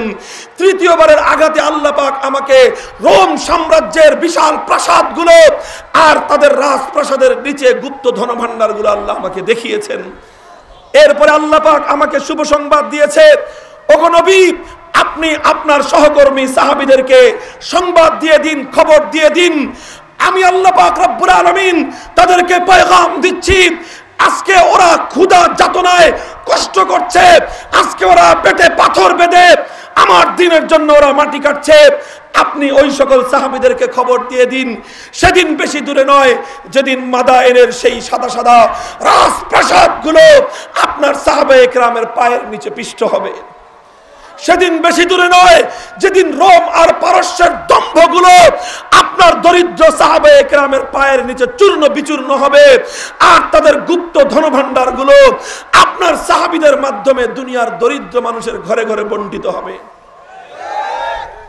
আল্লাহর নবী যখন এই শুভ সংবাদ দিলেন, সাহাবায়ে কেরাম ক্ষুধার্ত অবস্থায়, যাতনাক্লিষ্ট অবস্থায় নবীজির এই শুভ সংবাদ শুনে তারা এতটাই আনন্দিত হলেন যে আনন্দের আতিশয্যে কণ্ঠের সমস্ত শক্তিগুলোকে কণ্ঠনালীতে ঐক্যবদ্ধ করে আল্লাহু আকবার বলে আকাশ বাতাস মুখরিত করে তারা স্লোগান তুলতে আরম্ভ করলেন।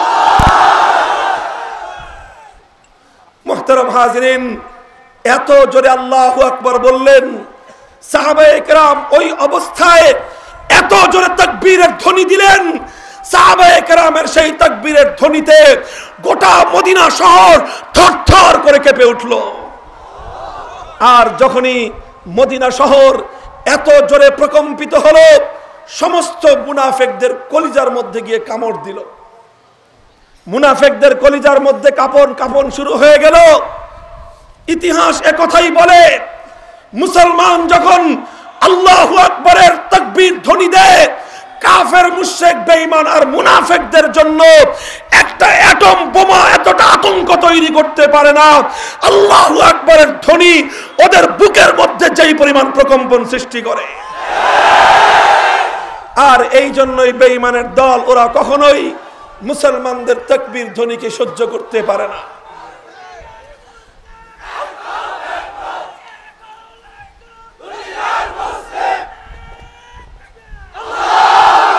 ও মুসলমান, এই আল্লাহু আকবারের মধ্যেই মুসলমানের সহ্য এবং বীর্য নিহিত আছে। এই আল্লাহু আকবারের মধ্যেই ইসলামী ইতিহাসের হাজার বছরের বিজয় গাথা লুকিয়ে আছে। এই আল্লাহু আকবারের শক্তি দিয়েই দুনিয়ার প্রান্তে প্রান্তে ইসলামের পতাকা উড্ডীন হয়েছিল। এটা আমার কোনো বানানো কথা নয়। ইসলামের ইতিহাস পড়ো, সহিহ বুখারী, সহিহ মুসলিম শরীফের হাদিসের কিতাব পড়ো। আমার নবী যেদিন ইহুদিদের আড্ডাখানা খায়বারের মধ্যে অভিযান পরিচালনা করেছিলেন, নবীজির সর্বপ্রথম এটা কি ছিল, নবীজি সর্বপ্রথম কিভাবে তাদের উপর আক্রমণ করেছিলেন? সর্বপ্রথম কোনো গ্রেনেড ছুঁড়ে মারেননি, সর্বপ্রথম নবীজি কোনো কামান ছুঁড়ে মারেননি, কোনো বোম ছুঁড়ে মারেননি। আল্লাহর নবী খায়বারে প্রবেশ করেই সর্বপ্রথম নবীর কণ্ঠে উচ্চারিত হয়েছিল আল্লাহু আকবার খারিবাত খায়বার, আল্লাহু আকবার খারিবাত খায়বার।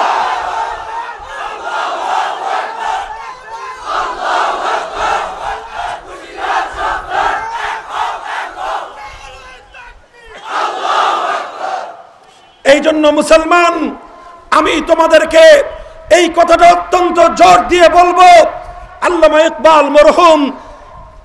ইকবাল মরহুম মুসলমানদের হাজার বছরের ইতিহাস পর্যালোচনা করে মুসলমানদের পতনের কারণ চিহ্নিত করে আবার মুসলমানদেরকে নতুন বিজয়ের অনুপ্রেরণা জুগিয়ে বলেছিলেন, মুমিন কি তাকরীর আল্লাহু আকবার, মুমিন কি তাহরীর আল্লাহু আকবার। অর্থাৎ মুমিন বাঁচবে তো আল্লাহু আকবার বলে বাঁচবে, মুমিন মরার সময়ও তার কণ্ঠে উচ্চারিত হবে আল্লাহু আকবার।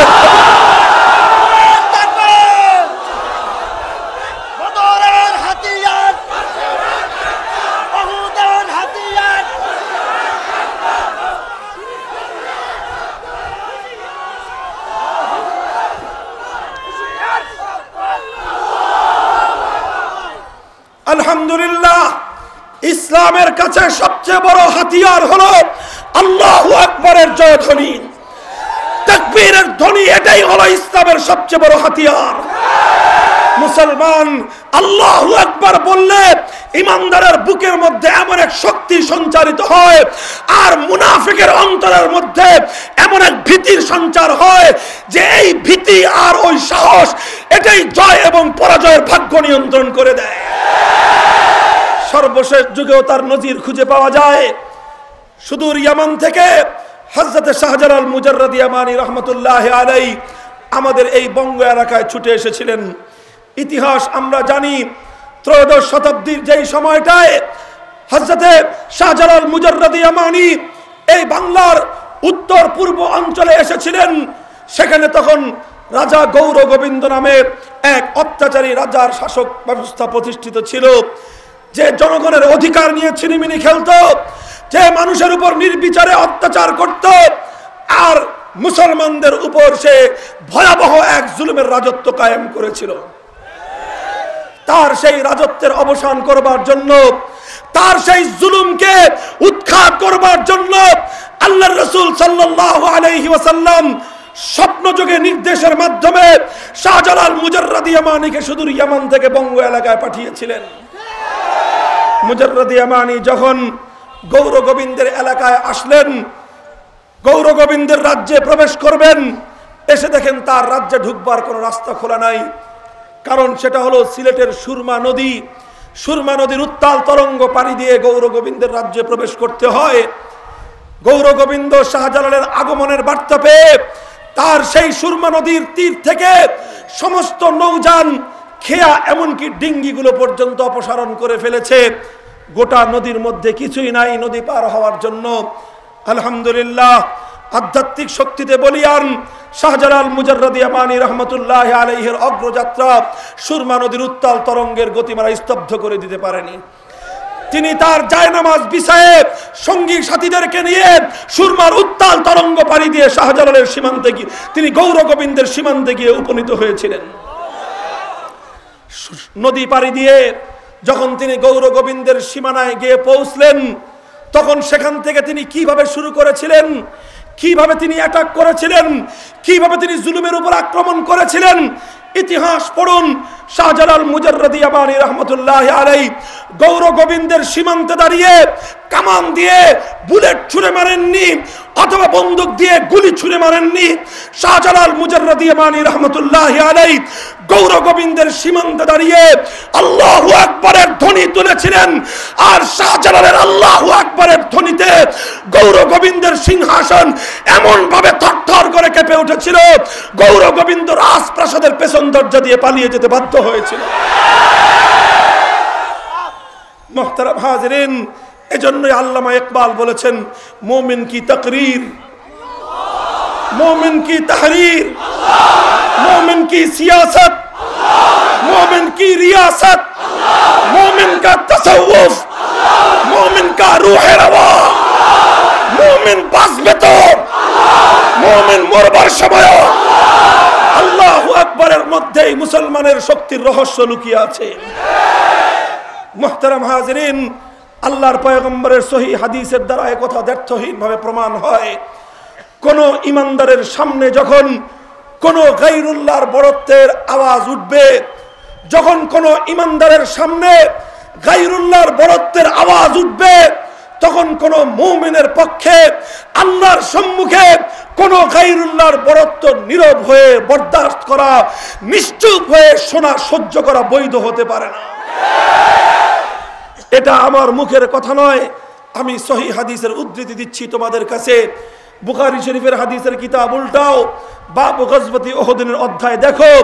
আল্লাহর নবী যখন উহুদের যুদ্ধের রণাঙ্গনে, যুদ্ধ প্রচন্ড ঘুমসান যুদ্ধে আমার নবী ক্ষতবিক্ষত, বেঈমানের আক্রমণে আমার নবীর মাথার লোহার টুপির করা, নবীজির চোয়ালের হাড় ভেঙ্গে মাথার মধ্যে ঢুকে পড়েছে। রক্ত ঝরতে ঝরতে আমার নবীর সারা শরীর রক্তে ভেসে গেছে। একটা পর্যায়ে নবীজি দুর্বল হয়ে বেহুশ হয়ে জমিনের মধ্যে পড়ে গেছেন। অধিকাংশ সাহাবায়ে কেরাম ক্ষতবিক্ষত, 70 জন সাহাবী শাহাদাতের সুধা পান করে তারা শহীদ হয়ে গেছেন। এই যখন অবস্থা, মুসলমানরা আর কোনো কুলকিনারা পাচ্ছে না, নবীজিকে কেন্দ্র করে সাহাবায়ে কেরাম জড়সড় হয়ে আছে। বেঈমানের দল যুদ্ধ স্থগিত করে দিল। যুদ্ধ স্থগিত করে যখন ওরা ফিরে যাবে, কুরাইশের শীর্ষ নেতা, তাদের commander in chief Abu Sufyan, সে মুসলমানদেরকে লক্ষ্য করে 3টি প্রশ্ন করল। 1 নম্বর প্রশ্ন ছিল, আফিল কওমি মুহাম্মদ, আফিল কওমি মুহাম্মদ, হে মুসলমান, তোমাদের লিডার মুহাম্মদ কি জীবিত আছে? আল্লাহর নবীজি শুয়েছিলেন। নবীজি সাহাবীদেরকে বললেন, লা তুজিবুহু, কেউ কোনো কথা বলবে না, দেখি আবু সুফিয়ান কি বলে। এরপরে আবু সুফিয়ান জিজ্ঞাসা করলো, আফিল কওমি ইবনু আবি কুহাফা, তোমাদের মধ্যে কি আবু বকর বেঁচে আছে? নবীজি বললেন, কিছু বলো না। জিজ্ঞাসা করলো, আফিল কওমি ইবনুল খাত্তাব, তোমাদের মধ্যে কি ওমর বিন খাত্তাব বেঁচে আছে? আল্লাহর নবীজি বললেন, কিছুই বলো না। আল্লাহর পয়গম্বর সাহাবায়ে কেরামকে বললেন, লা তুজিবুহু, কোনো জবাব দিও না, দেখি সে কি বলে। যখন কোনো জবাব না পেল, কাফেররা মনে করলো যে তারা সবাই মারা গিয়েছে। আবু সুফিয়ান বললেন, ইন্নাহা উলাই কদ মাতু লাউ কানু আহইয়া আলা আজাবু, এরা সবাই মারা গিয়েছে, যদি বেঁচে থাকতো তাহলে অবশ্যই জবাব দিত। খুব আনন্দিত হয়ে গেল যে মুসলমানদের প্রধান ব্যক্তি, মুসলমানদের নবী মারা গিয়েছেন। সেই নবীর প্রধান দুই সহযোগী আবু বকর ওমর তারা সকলে শহীদ হয়ে গিয়েছেন। এই কথা মনে করে সে খুব উল্লসিত হলো। আর উল্লসিত হয়ে বেঈমান কাফের মুশরিকরা একটা স্লোগান তুলল। বুখারীর হাদিসের মধ্যে বলা হয়, আবু সুফিয়ান তখন বলল, ওলু হুবাল, ওলু হুবাল, হুবালের জয় হোক, হুবলের জয় হোক। সে হুবল মূর্তির জয়ধ্বনি দিল। আবু সুফিয়ান ওলু হুবল বলতেই রাসূল আকরাম সাল্লাল্লাহু আলাইহি ওয়াসাল্লাম এবার চিৎকার করে বলে উঠলেন, আজিবুহু, ওরে ওমর তুই কোথায়? ও আলী হায়দার তোমরা কোথায়? এতক্ষণ পর্যন্ত আমি মুহাম্মদ আমার সহযোগী আবু বকর ওমর সম্পর্কে কথা বলেছিল যে আমাদের মৃত্যু হয়ে গিয়েছে। আরে আমাদের উপর কথা বললে তো সমস্যা নাই, কারণ আমরা মাখলুক, আমরা আজ না হয় কাল মৃত্যুবরণ করব। কিন্তু এখন তো সে আল্লাহর উপরে গায়রুল্লাহর বরত্বের স্লোগান তুলেছে, যে আল্লাহ হাইয়ুন কাইয়ুম, যে আল্লাহ চিরঞ্জীব, যে আল্লাহ কোনোদিন মৃত্যুবরণ করবেন না, তিনি অনাদি এবং অমর। সে আল্লাহর সামনে যখন কোনো গায়রুল্লাহর বরত্বের স্লোগান হবে, তখন কোনো ইমানদার চুপ করে সেটা শুনতে পারে না। হযরত ওমর জিজ্ঞাসা করলেন, মা নাকুলু ইয়া রাসূলুল্লাহ, ওগো আল্লাহর রাসূল আমরা কি জবাব দিব? আল্লাহর পয়গম্বর বললেন, কুলু আল্লাহু আ'লা ওয়া আজাল, কুলু আল্লাহু আ'লা ওয়া আজাল। আল্লাহর পয়গম্বর বললেন, ওমর সমস্ত শক্তিগুলোকে কণ্ঠের মধ্যে ঐক্যবদ্ধ করে আল্লাহর বরত্বের স্লোগান তুলে বলো, আল্লাহু আকবার। আসমানের জমিনের মধ্যে সবচেয়ে বড় একমাত্র কে? মুহতারাম হাজিরিন, হাদিস থেকে উদ্ধৃতি পাওয়া যায়, ইমানদারের সামনে যখনই কোনো গায়রুল্লাহর বরত্বের স্লোগান উঠবে, তখন কোনো মুমিন নীরব হয়ে নিশ্চুপ হয়ে কোনো গায়রুল্লাহর বরত্বের স্লোগান শুনতে পারে না। মুমিনের কণ্ঠে যত শক্তি আছে, মুমিনের হাতগুলো মুষ্টিবদ্ধ করে আসমানের দিকে ছুঁড়ে মেরে তারা এক আল্লাহু আকবার বলে একমাত্র তাকবীর ধ্বনি দিবে কার নামে? এভাবে ইনশাআল্লাহ মুসলমানদের শক্তি এবং তাদের শৌর্য বীর্য প্রকাশ পাবে। আমি বলছিলাম খন্দক যুদ্ধের কথা, যখন সাহাবায়ে কেরাম আল্লাহু আকবারের ধ্বনি দিলেন, গোটা মদিনার শহর প্রকম্পিত হয়ে উঠল। সমস্ত মুনাফিকের দল ছুটে আসলো। ঘটনা কি হয়েছে জিজ্ঞাসা করলো ইমানদারদেরকে, তোমরা এত জোরে তাকবীর ধ্বনি দিলে কেন? সাহাবায়ে কেরাম বললেন, আল্লাহর নবী আমাদেরকে শুভ সংবাদ দিয়েছেন। কিসের শুভ সংবাদ? নবীজি বলেছেন মাদায়েন আমাদের জয় হবে, নবীজি বলেছেন রোম আর পারস্য আমাদের জয় হবে। সেই জয়ের আনন্দে আমরা উল্লসিত হয়ে আল্লাহু আকবার বলে আমরা স্লোগান তুললাম। এই কথা শুনে মুনাফিকের দল ওরা উপহাস শুরু করলো, হাসিতে ফেটে পড়লো। ওরা মুসলমানদেরকে বিদ্রুপ করতে লাগলো, বলতে লাগলো মাটি কাটার কামলার দল, পকেটে পয়সা নাই, লেবার রাখতে পারো না, নিজেরা মাটি কাটো। মাটি কাটতে গিয়ে কামাই রোজগার বন্ধ হয়ে চুলায় রান্না বাড়া বন্ধ। 3 দিন 4 দিন পর্যন্ত না খেয়ে পেটের মধ্যে পাথর বেঁধে রেখেছো। সব ফকির ফকরার দল, সব মাটি কাটার কামলার দল, তোমাদের পেটের মধ্যে পাথর বাঁধা। আর তোমরা স্বপ্ন দেখতেছো দুনিয়ার সাধারণ কোনো শক্তি নয়, বরং পৃথিবীর 2 সুপার পাওয়ার রোম আর পারস্য জয় করবা। রোম পারস্য কি জিনিস তোমরা জানো? রোম আর পারস্য হলো আজকের যুগে আমেরিকা এবং রাশিয়ার যেই শক্তি, তৎকালীন যুগে রোম আর পারস্য ছিল সেই পরিমাণ শক্তিমান। আর তোমরা এই ফকিরের দল, মাটি কাটার কামলার দল, স্যান্ডেল কেনার পয়সা নাই, কাপড় চোপড় পরবার পয়সা নাই, পেটের মধ্যে পাথর বেঁধে রেখেছো, রুটি কিনবার পয়সা নাই, স্বপ্ন দেখতেছো পৃথিবীর সুপার পাওয়ার জয় করবা।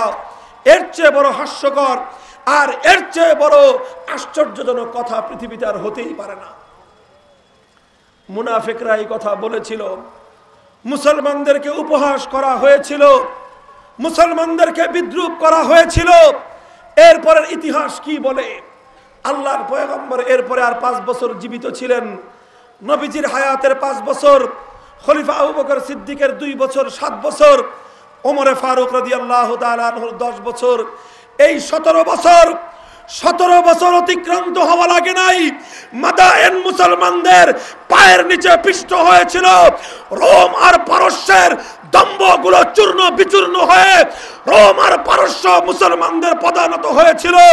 রোম আর পারস্যের রাজপ্রাসাদগুলো মুসলমানদের ঘোড়ার পায়ের নিচে চূর্ণ বিচূর্ণ হয়ে গিয়েছিল।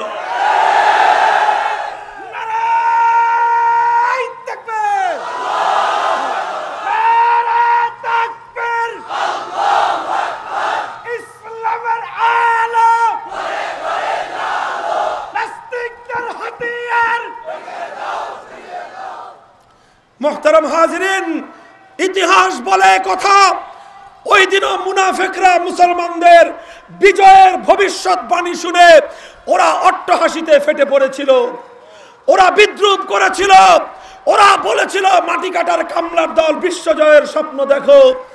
আলহামদুলিল্লাহ, ইতিহাস কি বলে? মুনাফিকদের এই উপহাস এটা বাস্তবসম্মত ছিল না আমার নবীর ভবিষ্যৎবাণী বাস্তবসম্মত ছিল?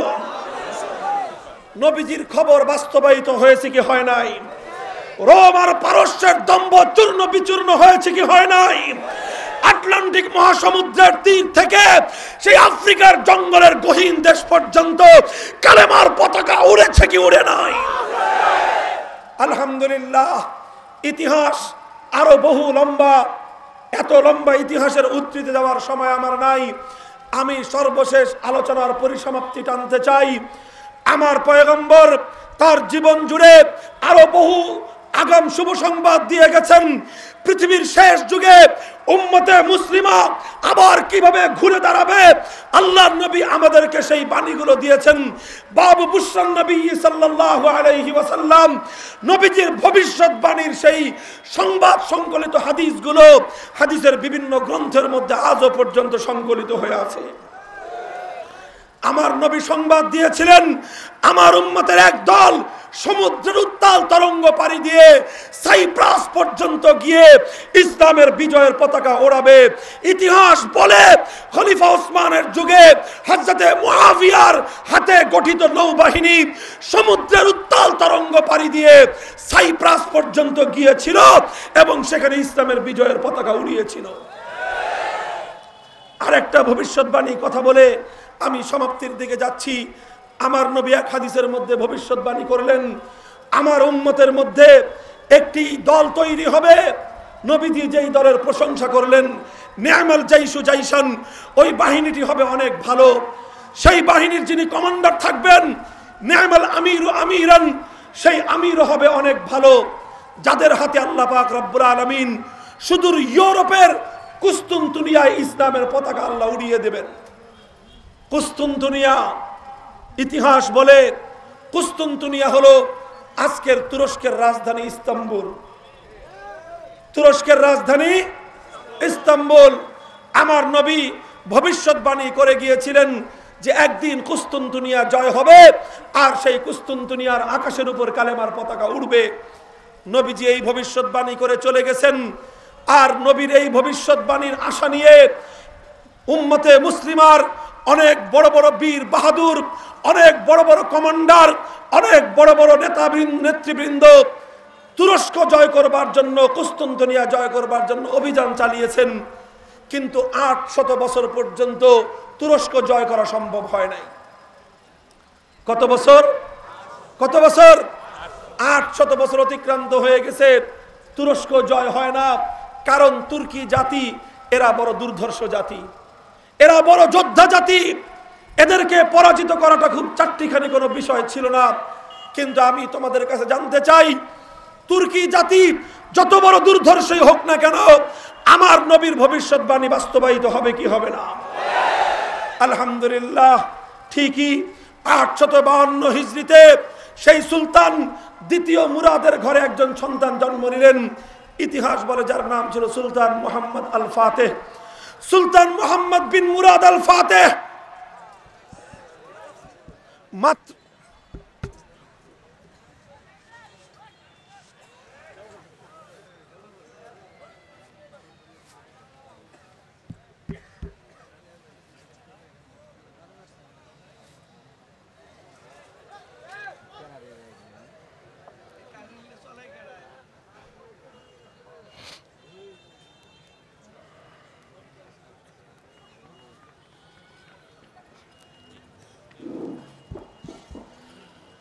852 হিজরিতে মাত্র 27 বছর বয়সী এক যুবক, একজন কমান্ডার সুলতান মোহাম্মদ বিন মুরাদ আল ফাতেহ, তিনি কুস্তুনতুনিয়া অভিযান পরিচালনা করলেন এবং কুস্তুনতুনিয়া বিজয় করলেন এবং আল্লাহর পয়গম্বরের ভবিষ্যৎবাণীর 850 বছর পরে এসে কুস্তুনতুনিয়ার আকাশে কালেমার পতাকা উড়েছিল।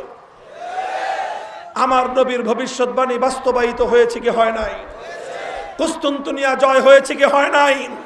ইস্তাম্বুলের আকাশে কালেমার পতাকা উড়েছে কি ওড়ে নাই? ও মুসলমান, সারা দুনিয়ার ইতিহাস বলতে বলতে তোমাদেরকে আমি এখন কুস্তুনতুনিয়ায় নিয়ে গেলাম, তোমাদেরকে তুরস্ক বিজয়ের ইতিহাস বললাম, কারণ এই ইতিহাস থেকেই আমার সর্বশেষ কথা আমি বলতে চাই। তুরস্ক জয় হওয়ার পর উম্মতে মুসলিমার গৌরবের প্রায় 500 বছর তুরস্কের ইতিহাসে রচিত হলো। সেই সময়টায় তুরস্ক থেকে সারা দুনিয়ার উম্মতে মুসলিমাকে নেতৃত্ব দেওয়া হলো। সালতানাতে ওসমানিয়া তুরস্ককে কেন্দ্র করে সারা দুনিয়াকে ঐক্যবদ্ধ রেখেছিল। খেলাফতে ওসমানিয়া ছিল যার প্রাণ কেন্দ্র ছিল সেই তুরস্ক। তুরস্ক থেকে সারা দুনিয়ার মুসলমানদের জন্য ঐক্যবদ্ধ খেলাফত ব্যবস্থা পরিচালিত হয়েছিল। মুসলমানদের একজন খলিফা ছিলেন, সর্বশেষ খলিফা তুর্কি খলিফা ছিলেন মুসলমানদের। শত শত বছর পর্যন্ত তুর্কি খলিফা ছিলেন। কিন্তু যখন পশ্চিমা ইউরোপিয়ান ইহুদি আর খ্রিস্টানরা চিন্তা করলো এই মুসলমানদের ঘাড় মটকায় রক্ত খেতে হবে, যখন ইহুদি আর খ্রিস্টানরা চিন্তা করলো মুসলমানদের উপর দিয়ে জুলুম এবং নির্যাতনের স্টিম রোলার চালাতে হবে, কি করে সম্ভব? চিন্তা করলো যদি মুসলমানদের ঘাড় মটকায় রক্ত খেতে হয় তাহলে সর্বপ্রথম মুসলমানদের এই খলিফাকে অপসারণ করতে হবে, মুসলমানদের খেলাফত ব্যবস্থাকে ধ্বংস করতে হবে। কারণ হলো মুসলমানদের জন্য একজন খলিফা, সারা দুনিয়ার উম্মতে মুসলিমার জন্য একজন খলিফা থাকবে, যেটা আল্লাহর নবী বলে গিয়েছেন। সেই এক খলিফা মুসলমানদের জন্য কতটা জরুরি দৃষ্টান্ত দেওয়া হয়েছে। যেমন নাকি একটা মেষ পালের জন্য, একটা ভেড়ার পালের জন্য, একটা বকরির পালের জন্য একজন রাখাল যত জরুরি, একটি উম্মতকে ঐক্যবদ্ধ রাখার জন্য একজন খলিফা তত জরুরি। যদি একজন রাখাল না থাকে, হাজার হাজার মেষ, হাজার হাজার বকরির পাল, ওর মধ্যে হঠাৎ একটা নেকড়ে যদি এসে আক্রমণ করে সমস্ত বকরির পাল তছনছ হয়ে যায়, ছিন্ন ভিন্ন হয়ে যায়, আর সেখান থেকে এক একটা বকরিকে ধরে ধরে নেকড়ে ঘাড় মটকায় রক্ত খায়। অথচ একটা নেকড়ে কিন্তু অনেক বড় না। রয়্যাল বেঙ্গল টাইগার তো বড়, নেকড়ে কিন্তু এই ছোট সাইজের, একটা রাম ছাগলের চেয়েও ছোট।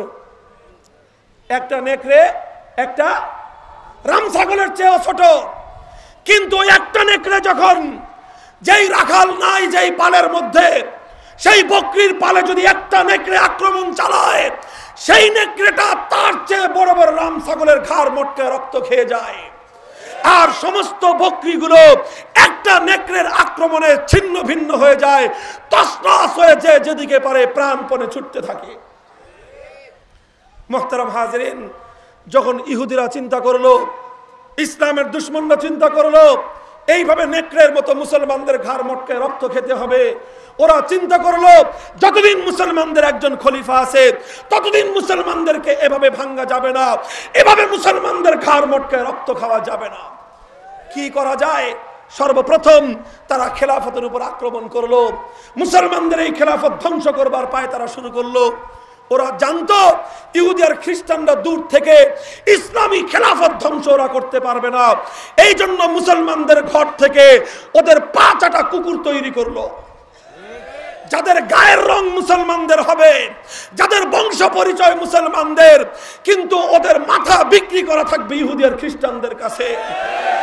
ওই রকম কিছু দালাল তৈরি করলো, ওই রকম কিছু পাঁচাটা কুকুর তৈরি করলো, যারা মুসলমানদের ঘরে জন্ম নিয়ে মুসলমানদের দেশে বসবাস করে ইহুদি আর খ্রিস্টানদের পা চাটতে অভ্যস্ত।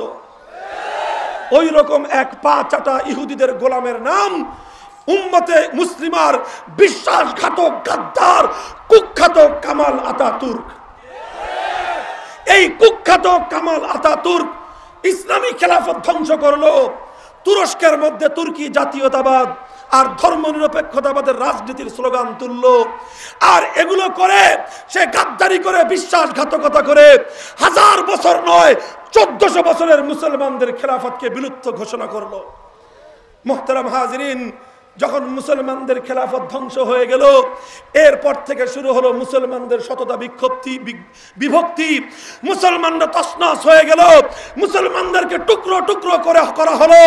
আর আজ বড় বড় মুসলমানদের দেশগুলোকে ছোট্ট একটা নেকড়ে ইসরায়েল, ছোট্ট একটা নেকড়ে বাঘ গোটা মুসলমানদের দুনিয়াকে, মুসলমানদের সাদা সাদা জুব্বা পরা বড় বড় রাম ছাগলগুলোর ঘাড় মটকে রক্ত খায়। কিছু করার নাই, কারণ মুসলমানরা শততা বিভক্ত, মুসলমানরা আজকে খেলাফত থেকে বঞ্চিত, মুসলমানদের হাতে কোনো কেন্দ্রীয় নেতৃত্ব নাই। মুহতারাম হাজিরিন, এগুলো হলো সব আমাদের দুঃখের ইতিহাস, এগুলো সব আমাদের দুর্দিনের অন্ধকারের ইতিহাস।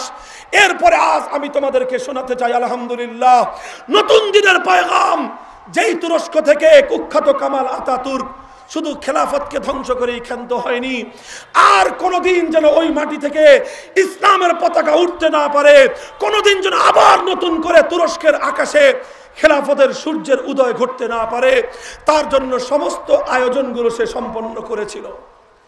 কামাল আতাতুর্ক ইহুদি আর খ্রিস্টানদের পা চাটাই কুকুরটা কি কি করেছিল শুনলে যে কোনো মুসলমানের লোম দাঁড়িয়ে যাবে, আর ওর প্রতি ঘৃণায় মুখে দলাবাকা থুতু জমা হবে। এই কামাল আতাতুর্ক তুরস্কের খেলাফত ধ্বংস করে সে ইসলামের নাম নিশানা মুছে ফেলবার সমস্ত আয়োজন করেছিল। সর্বপ্রথম মুসলমানরা যেন কোরআন পড়তে না পারে তার ব্যবস্থা করলো। কিভাবে? তুর্কি ভাষা, এটা আগে আরবি অক্ষর দিয়ে লেখা হতো। কামাল আতাতুর্ক একটা রাষ্ট্রীয় ফরমান জারি করলো, ভাষার লেটার, ভাষার অক্ষরগুলো বদলে ফেললো, বলল এখন থেকে আরবি নয় বরং ল্যাটিন অক্ষর দিয়ে তুর্কি ভাষা লেখা হবে। কেন কেন এটা করলো? এজন্য যেন মুসলমানের সন্তানরা আরবি অক্ষর জ্ঞান অর্জন করতে না পারে। এভাবে মুসলমানদের পরবর্তী প্রজন্ম কোরআন শিখতে পারবে না। কোরআনের আলো তুরস্কের মাটি থেকে মুছে ফেলবার আয়োজন করলো। বিদেশি ভাষা আরবি ভাষা নিষিদ্ধ করলো। আরবি ভাষা নিষিদ্ধ করবার সঙ্গে সঙ্গে হাজার হাজার মসজিদের মিনারগুলো নির্বাক হয়ে গেল। কারণ আল্লাহু আকবার কোন ভাষা? আশহাদু আল্লা ইলাহা ইল্লাল্লাহ কোন ভাষা? আরবি ভাষার আজান বন্ধ হয়ে গেল। হাজার হাজার মুসলমানদের মসজিদের মিনার আজান বন্ধ হয়ে নির্বাক হয়ে গেল। মসজিদের যখন আজান বন্ধ হয়ে গেল, মুসল্লি নাই, জামাত কায়েম হয় না, নামাজ বন্ধ হয়ে গেল, আর মসজিদগুলো সব ঘোড়া এবং গাধার আস্তাবলে পরিণত হলো। মুহতারাম হাজিরিন, সেখানে মুসলমানদের জন্য ধর্মীয় পোশাক পরা নিষিদ্ধ ঘোষণা করা হলো। সুতরাং কোনো মুসলিম নারী হিজাব করতে পারত না, মুসলমানদের কোনো পুরুষ ধর্মীয় পোশাক পরতে পারত না। এই সব আয়োজন করেছিল যেন আর কোনোদিন তুরস্কের মাটি থেকে ইসলামের নাম নিতে না পারে। এটা হলো 1924 সালের ঘটনা। এই মুসলমান কয় সালের? জোরে বলো, কয় সালের? আর এখন চলছে 2019। কত বছর হয়েছে? আরে কত বছর? মাত্র 95 বছর। মাত্র কয় বছর? এখনো 100 বছর পূর্ণ হয় নাই, আরো 5 বছর বাকি আছে। কথা ঠিক না বেঠিক? এবার আমি তোমাদেরকে অনুরোধ করব, এবার তুরস্কের দিকে তাকিয়ে দেখো। 95 বছর আগে যেখান থেকে ইসলামের খেলাফতের সূর্যকে অস্তমিত করে দেওয়া হয়েছিল, 95 বছর আগে যেই মাটি থেকে আল্লাহর কোরআনের আওয়াজ বন্ধ করে দেওয়া হয়েছিল, মাত্র 95 বছর আগে যে মাটিতে মসজিদের মিনারগুলোকে নির্বাক করে দেওয়া হয়েছিল, মাত্র 95 বছর আগে যে দেশের মসজিদগুলোকে ঘোড়ার গাধার আস্তাবল বানানো হয়েছিল, আজ 100 বছর পূর্তি হওয়ার আগেই সেই 95 বছর পর সেই তুরস্কের বর্তমান অবস্থা কি?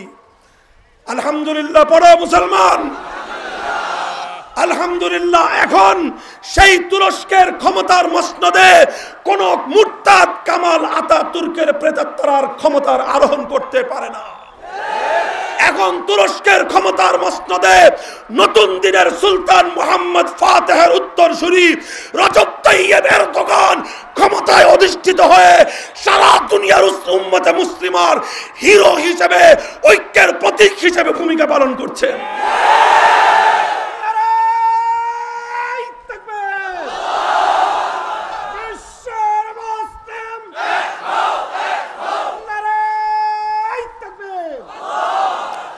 আলহামদুলিল্লাহ, আজ এরদোগান যেই মাটি থেকে আল্লাহর কোরআনের তেলাওয়াত বন্ধ করে দেওয়া হয়েছিল গোটা দেশ থেকে, এখন সেই দেশেই শুধু নয় বরং স্বয়ং প্রেসিডেন্ট হাউসে স্বয়ং প্রেসিডেন্ট তার সিংহাসনে বসে আল্লাহর কোরআনের সুমধুর কণ্ঠে যখন তেলাওয়াত করে, একজন প্রেসিডেন্ট এরদোগানের তেলাওয়াত শুনে সারা দুনিয়ার মানুষ মুগ্ধ আর মোহিত হয়ে যায়।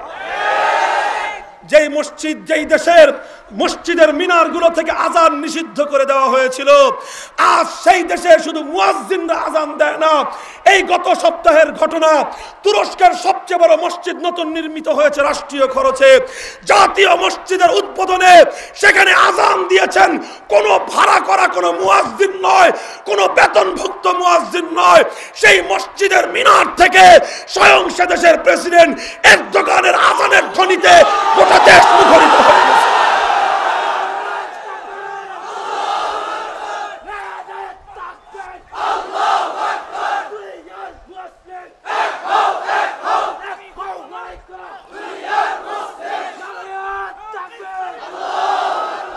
আমি একথা বলবো না যে রজব তাইয়েব এরদোগানের চেয়ে ভালো মানুষ আর হতে পারে না। তবে আমি একথা অবশ্যই বলবো, আজ তিনি যে আদর্শ কায়েম করেছেন, গোটা উম্মতে মুসলিমার এর থেকে প্রেরণা নিয়ে অন্তত আমরাও এমন একজন নেতা চাই, যেই নেতা অন্তত বাইতুল মুকাররমে আযান দিতে পারে।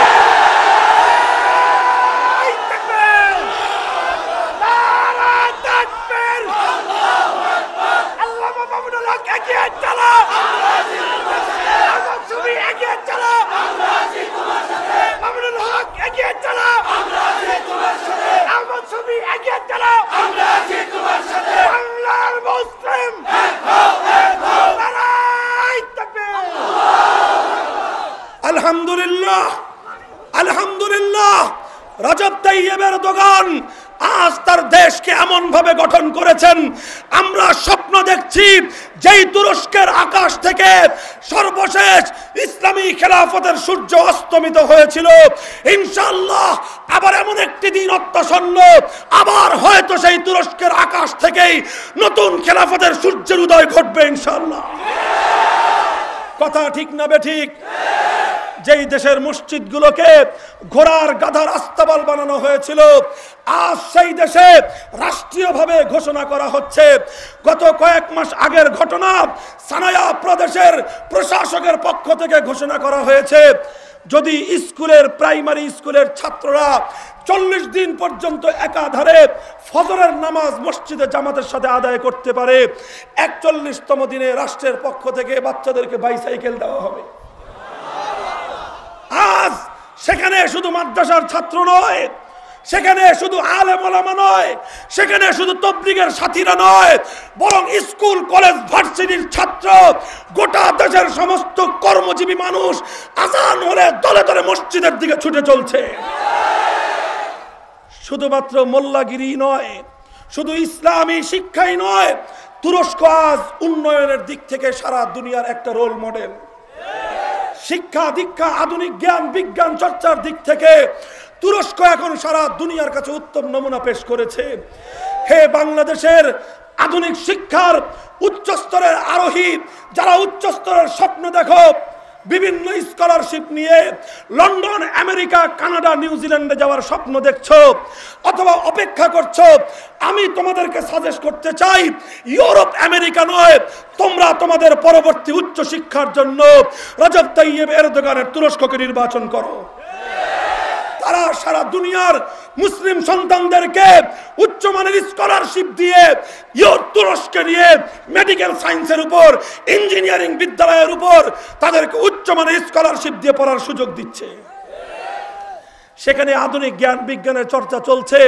প্রত্যক্ষদর্শী উপমহাদেশের হাক্কানি ওলামায়ে কেরামের লেখার মাধ্যমে, তাদের প্রত্যক্ষ পরিদর্শনের মাধ্যমে আমাদের কাছে খবরগুলো এসেছে। আমরা শুনেছি সন্ধ্যাবেলায় সারাদিন মেডিকেলের ছাত্ররা মেডিকেল পড়াশোনা করে, সারাদিন ইঞ্জিনিয়ারিং এর ছাত্ররা ইঞ্জিনিয়ারিং বিদ্যা নিয়ে পড়াশোনা করে, সন্ধ্যা যখন হয়ে যায় মেডিকেল, ইঞ্জিনিয়ার, বিশ্ববিদ্যালয়ের সমস্ত ছাত্রদের হোস্টেলে হোস্টেলে আল্লাহর কোরআনের তাফসীরের দর্স বসে যায়।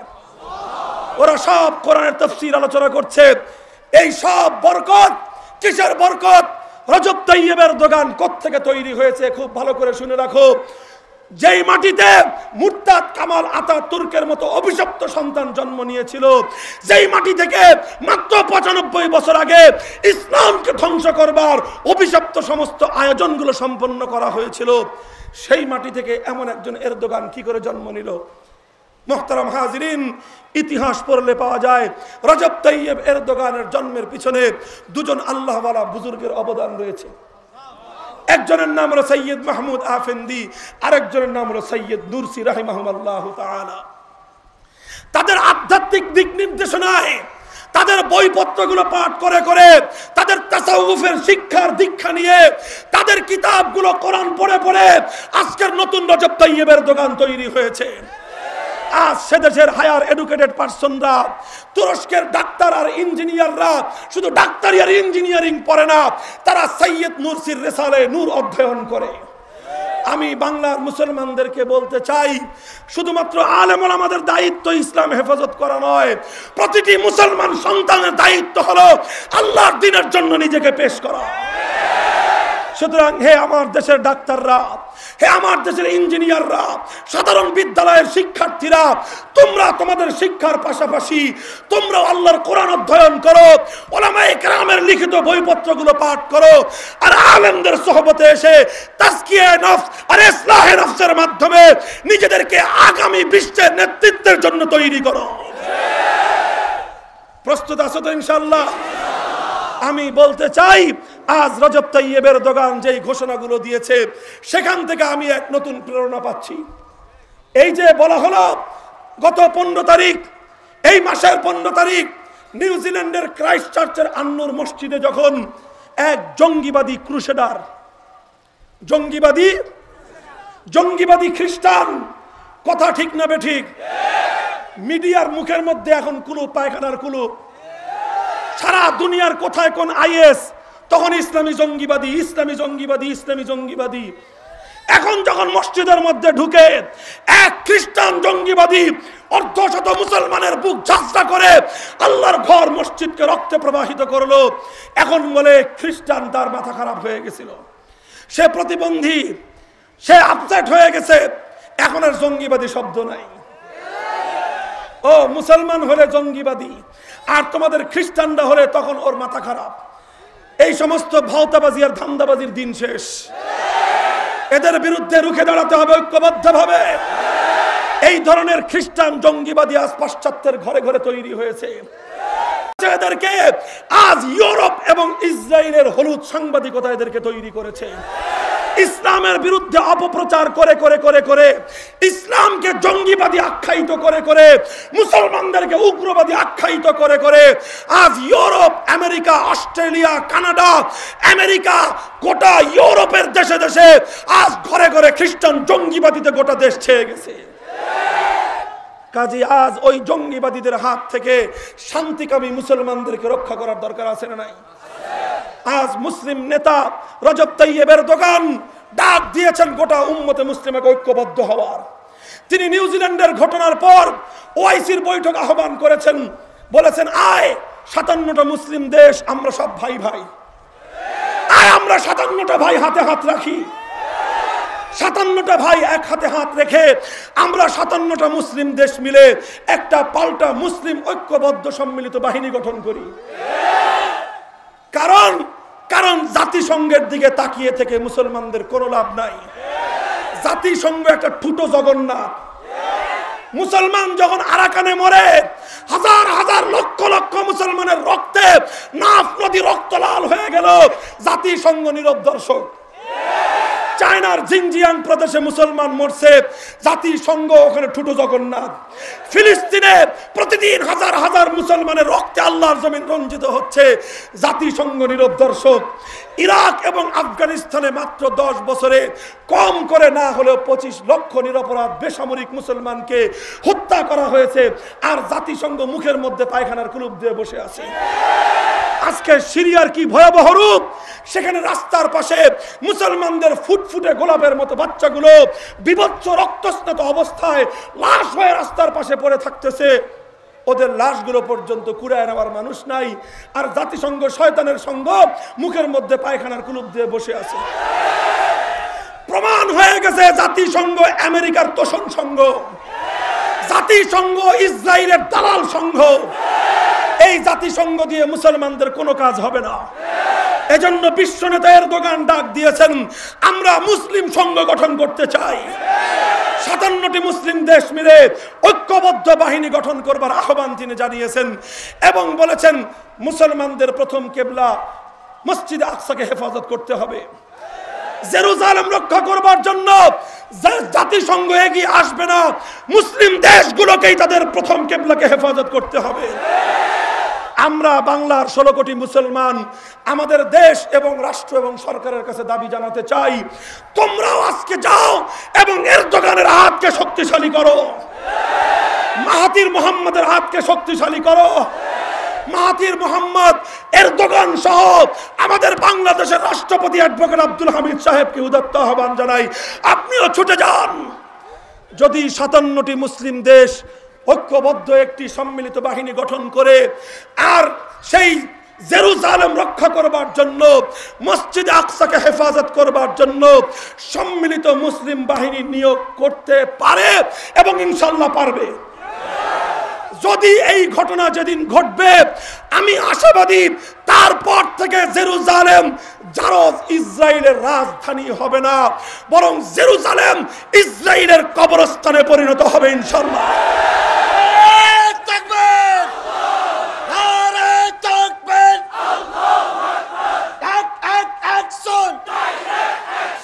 মুসলমানদের অ্যাকশন, ইহুদিদের দালালেরা, নাস্তিকদের আস্তানা, কাদিয়ানীদের আস্তানা। মুহতারাম হাজিরিন, আমার পয়গাম হলো এই জায়গায়, ও মুসলমান, এরদোগান শুধু একাই এই কাজ করেনি। এরদোগান যেমন নেতৃত্ব দিয়েছে, তার দেশের জনগণ সেইভাবে তাকে সহযোগিতা করেছে। আমেরিকান ডোনাল্ড ট্রাম্পের নেতৃত্বে, তার প্রত্যক্ষ উস্কানিতে তুরস্কের নাস্তিক মার্কা সেনাবাহিনী এরদোগানের বিরুদ্ধে অভ্যুত্থান করবার চেষ্টা করেছিল। তাদের সেনাবাহিনী, তারা সেই তাদের ক্যান্টনমেন্ট থেকে শত শত ট্যাঙ্ক নিয়ে, হাজার হাজার আর্মি বন্দুক নিয়ে নেমে পড়েছিল এরদোগানকে ক্ষমতা থেকে উচ্ছেদ করবার জন্য। আল্লাহর বান্দা এরদোগান, আল্লাহ পাক তার বুকের মধ্যে হিম্মত বৃদ্ধি করে দেন। একটা সংবাদ দিয়েছেন দেশের মানুষকে, ইনস্টাগ্রামে একটা সংবাদ দিয়েছেন, হে আমার দেশের জনগণ, আমি তোমাদেরকে এবং তোমাদের দেশের জন্য জীবন উৎসর্গ করতে প্রস্তুত, তোমরা রাস্তায় নেমে আসো। এরদোগানের এক ঘোষণায় হাজার হাজার যুবক, বৃদ্ধ, নারী, পুরুষ, শিশু সব ঘর থেকে রাস্তায় নেমে এসেছে। যুবকেরা তাদের বুকের উপর থেকে শার্টের বুতামগুলো ছিঁড়ে ফেলেছে, পাঞ্জাবি আর গেঞ্জিগুলো ছিঁড়ে ফেলে উন্মুক্ত বক্ষ নিয়ে ট্যাঙ্কের সামনে গিয়ে সেনাবাহিনীকে বলেছে, মারো কামানের বুলেট, আমাদের বুকগুলো প্রস্তুত, আমরা তোমাদের বুলেটগুলো আমাদের বুকে বিদ্ধ করে নেব, আমাদের নেতা এরদোগানের ক্ষমতাকে আমরা রক্ষা করব। কামানের নিচে শুইয়ে পড়েছে উন্মুক্ত বক্ষ ওয়ালা এরদোগানের সৈনিকেরা। আর সেই জনপ্রতিনিধির সব প্রতিরোধের সামনে সেই ডোনাল্ড ট্রাম্পীয় পাশ্চাত্যের উস্কানির সেই সেনাবাহিনীর অভ্যুত্থান ব্যর্থ প্রমাণিত হয়েছে। মুহতারাম হাজিরিন, আমি তোমাদেরকে বলা শুরু করেছিলাম নতুন দিনের সূর্যোদয় অতি সন্নিকটে ইনশাআল্লাহ। একদিকে আজ এরদোগানের মাধ্যমে এবং সেই দেশের জনগণের জেগে উঠবার মাধ্যমে, আল্লাহর কোরআনকে আঁকড়ে ধরবার মাধ্যমে, মসজিদগুলোকে আবাদ করবার মাধ্যমে যেভাবে আজকে তুরস্কে নতুন ইসলামের বিজয়ের দিনের পূর্বাভাস পাওয়া যাচ্ছে। একদিকে তুরস্ক, আরেকদিকে আজকে আফগানিস্তান, ওখান থেকে এখন আমেরিকা পালানোর পথ খুঁজতেছে। কিভাবে মান সম্মান নিয়ে পালানো যায়? এখন আমেরিকার মুখে একটাই কথা, ভিক্ষা চাই না মা, কুত্তাটা কমপক্ষে সামলা। আমেরিকা এখন পালানোর চেষ্টা করতেছে এবং ইনশাআল্লাহ আমেরিকা লাঞ্ছিত হয়ে নাকে খত দিয়ে আফগানিস্তান ছেড়ে পালিয়ে যাবে। এরপরে আফগানিস্তানের মাটিতে ইমারতে ইসলামিয়ার পতাকা উড়বে। একদিকে তুরস্কে ইসলামের বিজয় আসবে, আরেকদিকে আফগানিস্তানের খোরাসান থেকে কালেমার পতাকা নিয়ে নতুন বাহিনীর যাত্রা শুরু হবে। ওদিকে মিশরের ইখওয়ানুল মুসলিমিন রক্ত দিয়ে নীল দরিয়ার পানি লাল করে দিয়েছে, কিন্তু ওরা নিঃশেষ হয়ে যায়নি এবং ইখওয়ানুল মুসলিমিন নিঃশেষ হবে না ইনশাআল্লাহ। ওরাও জেগে উঠবে। আলজেরিয়ার মুসলিম সালভেশন ফ্রন্ট, ওদেরকে নিঃশেষ করা যায়নি। বন্দুকের গুলি দিয়ে কালেমার সৈনিকদেরকে কোনোদিন খতম করা যায় না। বন্দুকের গুলি দিয়ে ওদেরকে শহীদ করা যায়, আর শহীদের প্রতি ফোঁটা রক্ত থেকে নতুন মুজাহিদের জন্ম হয়। মুসলমান পৃথিবীর দিকে দিকে আবার ইসলামের নতুন জাগরণ শুরু হয়েছে।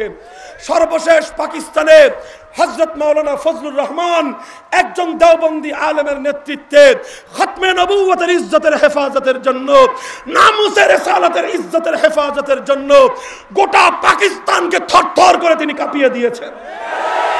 দেশের এক প্রান্ত থেকে আরেক প্রান্ত পর্যন্ত মিলিয়ন মার্চ 10 লক্ষ জনতাকে নিয়ে গোটা পাকিস্তানের রাজনীতিকে স্তম্ভিত করে দিয়েছেন।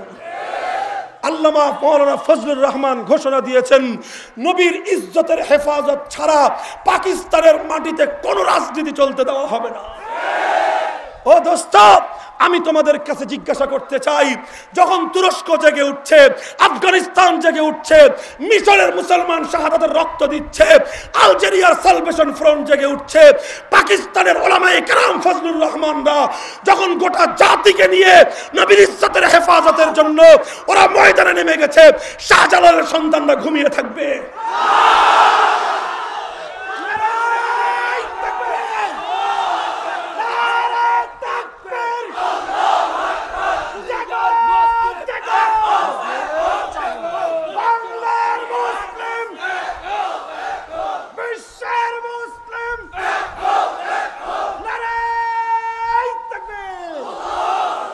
ইনশাআল্লাহ বাংলাদেশেও ইসলামের বিপ্লব সম্ভব কি অসম্ভব?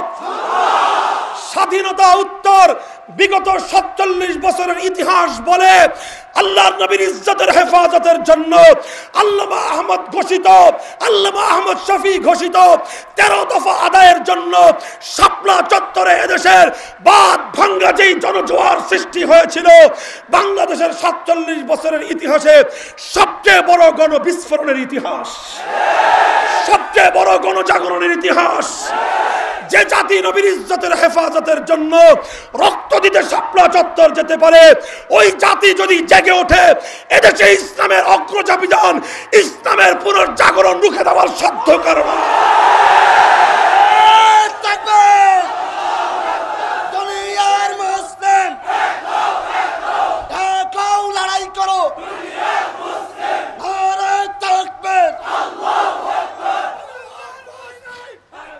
এই তোমরা জেগে উঠতে প্রস্তুত?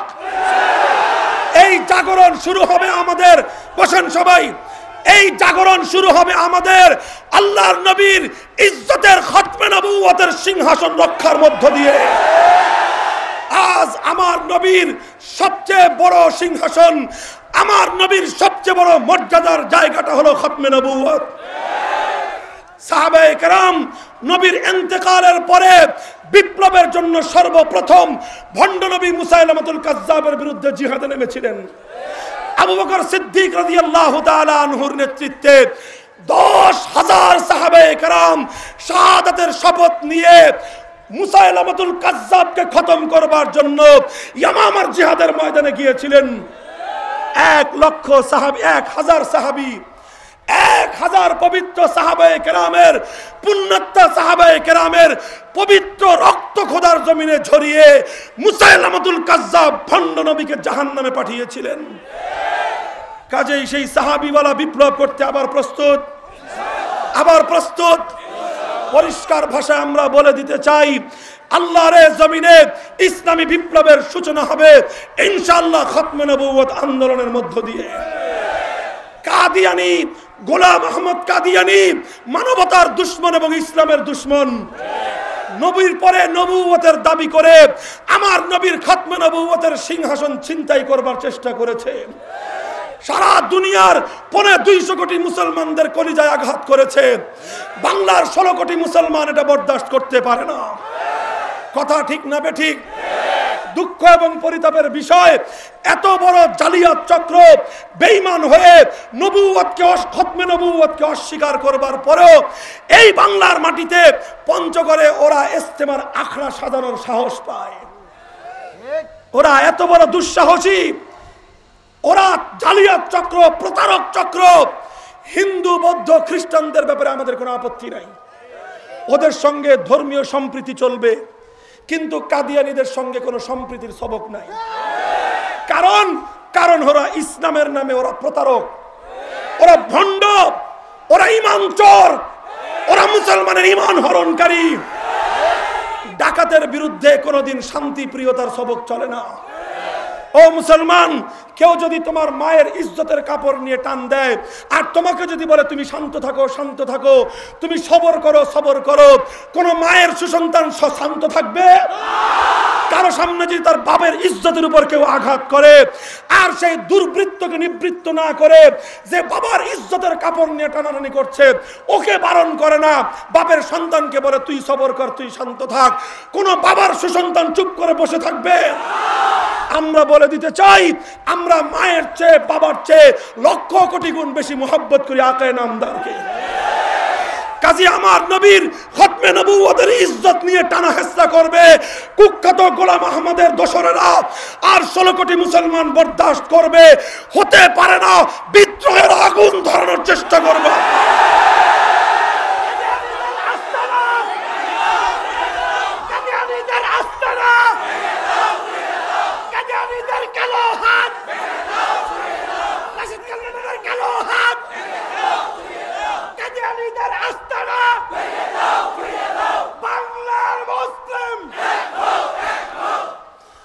আজ জাতীয় সংসদকে কলঙ্কিত করা হয়েছে।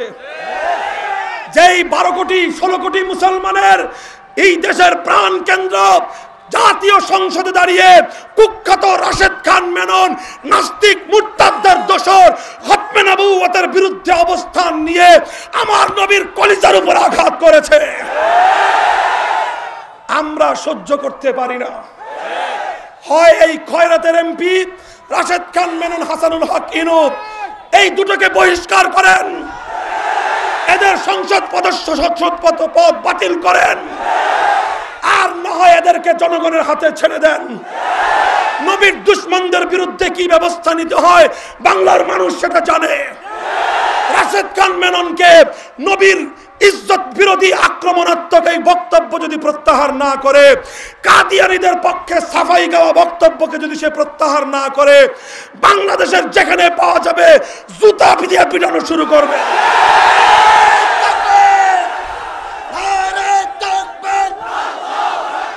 নাস্তিকদের চামড়া তুলে নিব আমরা, নাস্তিকদের দুই কালে বাংলার মুসলিম। আমাদের স্পষ্ট দাবি, কাদিয়ানীরা তাদের ভিন্ন ধর্মের পরিচয় নিয়ে তারা কাজ করুক, আমাদের কোনো আপত্তি নাই। হিন্দুরা হিন্দু ধর্ম নিয়ে কাজ করতেছে, আমরা কোনোদিন তাদের সঙ্গে কোনো গন্ডগোলে যাই না। বরং তারা যেন তাদের ধর্মীয় উপাসনা করতে পারে তার জন্য নিরাপত্তার দায়িত্ব দিতে আমরা প্রস্তুত। হিন্দু, বৌদ্ধ, খ্রিস্টানরা যার যার ধর্ম পালন করছে, মুসলমানরা তাদের ধর্ম পালন করছে, ঠিক তেমনি ভাবে কাদিয়ানি ধর্ম নিয়ে ওরা কাজ করুক। ওরা মুসলিম নাম দিয়ে মুসলমানদেরকে ধোঁকা দিবে কেন? ওরা ওদের আখড়াকে মসজিদ নাম দিয়ে মুসলমানদের ঈমান হরণ করবার চেষ্টা করবে কেন? ওরা মুসলমানদের কোরআনকে বিকৃত করে ইসলামের নামে মুসলমানদের ঈমান ছিনতাই করবার চেষ্টা করবে কেন? ওরা ছিনতাই করবার চেষ্টা করবে, ওদেরকে বারণ করবার চেষ্টা করবেন না, আর আমাদেরকে খালি নসিহত করবেন শান্ত থাকো, শান্ত থাকো। রাশেদ খান মেনন, হাসানুল হক ইনু আর মুরগিছড়া শাহরিয়ার কবির আমাদেরকে নসিহত করে সম্প্রীতির নসিহত। আমাদের কি এই মুরগিছড়াদের কাছ থেকে নসিহত শুনতে হবে? ওদের কাছ থেকে সম্প্রীতি শিখতে হবে না আল্লাহর কোরআন এবং নবীর হাদিস সম্প্রীতির জন্য যথেষ্ট? ইসলামের আদর্শ আমাদেরকে সম্প্রীতির শিক্ষা দেওয়ার জন্য যথেষ্ট। ডাকাতের বিরুদ্ধে সম্প্রীতি চলে না, চোরের বিরুদ্ধে সম্প্রীতি চলে না, ধোঁকাবাজ প্রতারক চক্রের বিরুদ্ধে সম্প্রীতি চলে না। ভালোই ভালোই বলতেছি, জাতীয় সংসদ, যেই সংসদকে কুখ্যাত রাশেদ খান মেনন কাদিয়ানীদের পক্ষ অবলম্বন করে অপবিত্র করে দিয়েছে, সেই সংসদটাকে আবার পবিত্র করেন। 16 কোটি মুসলমানের আত্মার দাবি কাদিয়ানীদেরকে রাষ্ট্রীয়ভাবে অমুসলিম ঘোষণা করে 16 কোটি নয় 250 কোটি মুসলমান এবং ওআইসির কেন্দ্রীয় সিদ্ধান্তের প্রতি আপনারা শ্রদ্ধা প্রদর্শন করুন। আর যদি সেটা না করেন, আমরা বলে যাচ্ছি আমাদের কথাগুলো, একথা বলতে বলতে খতিব ওবায়দুল হক রহমতুল্লাহি আলাইহি কবরে চলে গেছেন, একথা বলতে বলতে শাইখুল হাদিস রহমতুল্লাহি আলাইহি ইন্তেকাল করেছেন, একথা বলতে বলতে সৈয়দ ফজলুল করিম রহমতুল্লাহি আলাইহি ইন্তেকাল করেছেন, একথা বলতে বলতে মুফতি ফজলুল হক আমিনী রহমতুল্লাহি আলাইহি মারা গিয়েছেন। একথা আমরা বলছি এবং আমাদের এক স্পষ্ট ঘোষণা হলো এই, কাদিয়ানীদের অমুসলিম ঘোষণার জন্য যদি আল্লামা আহমদ শফী যেভাবে ডাক দিয়েছিলেন পঞ্চগড়ের কাদিয়ানীদের আখড়া বাতিল করবার জন্য লং মার্চের ঘোষণা দিয়েছিলেন, আল্লামা আহমদ শফীর লং মার্চ করতে হয় নাই।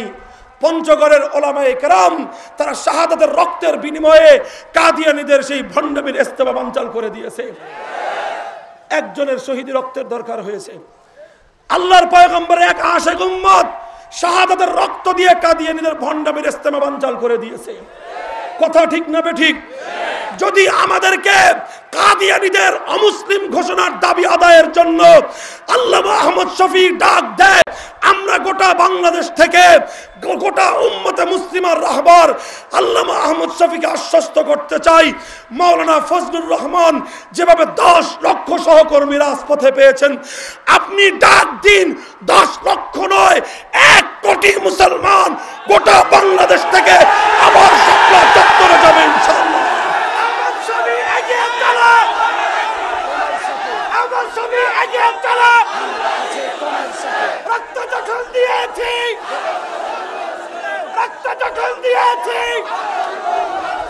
মুসলমানের রক্ত আমার ছবি এগিয়ে চলো, এগিয়ে চলো, মুসলমানের রক্ত রক্ত যখন দিয়েছি বদরের হাতিয়ার ইনশাআল্লাহ এভাবে উদ্দীপিত থাকবো তো? জিমায় পড়বো না তো? জাগ্রত থাকবো তো ইনশাআল্লাহ? আল্লাহর দ্বীন কায়েমের প্রস্তুতি গ্রহণ করো, বিশ্বজয়ের প্রস্তুতি নাও ইনশাআল্লাহ। সারা দুনিয়া না হোক, অন্তত শাহজালালের বাংলায় যুবকরা তৈরি হও। আর কোন নেতা নেত্রীর ক্ষমতার লাঠিয়াল হওয়ার দরকার নাই, কারো ক্ষমতার সিঁড়ি হিসেবে ব্যবহার হওয়ার দরকার নাই। হে যুবক, তোরে বুকের রক্ত দিয়েছেন কে? তোরে হৃদয়ের স্পন্দন দিয়েছেন কে? কাজেই সেই রক্ত যদি দিতে হয় আল্লাহর জমিনে আল্লাহর দ্বীনের নতুন যুগ ফিরিয়ে আনবার জন্য, ভাঙ্গা কেল্লায় আবার নতুন আযান দেওয়ার জন্য, শাহাদাতের রক্ত দিতে হলে কারা কারা প্রস্তুত আছো? কারা কারা প্রস্তুত ইনশাআল্লাহ? শহীদের রক্ত শহীদের রক্ত শহীদের রক্ত কাদিয়ানীদের চামড়া তুলে দেব আমরা।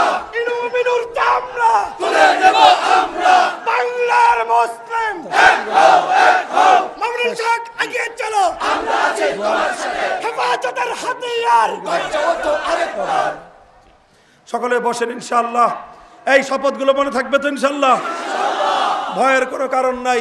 চূড়ান্ত বিজয় ইসলামের হবে, চূড়ান্ত বিজয় ইসলামের হবে। স্কুল কলেজ ভার্সিটি সহ সাধারণ শিক্ষিতরা ইনশাআল্লাহ উলামায়ে কেরামের হাতে হাত রাখো, আলেমদের হাতকে শক্তিশালী করো। ইনশাআল্লাহ এদেশের চূড়ান্ত ঠিকানা আমার দেশের চূড়ান্ত ঠিকানা ইউরোপ এবং আমেরিকা বা রাশিয়া নয়, আমার দেশের চূড়ান্ত ঠিকানা হলো সোনার মক্কা আর মদিনা। আল্লাহ পাক কবুল করুন, তৌফিক দান করেন। ওয়া আখিরু দাওয়ানা আলহামদুলিল্লাহি রাব্বিল আলামিন।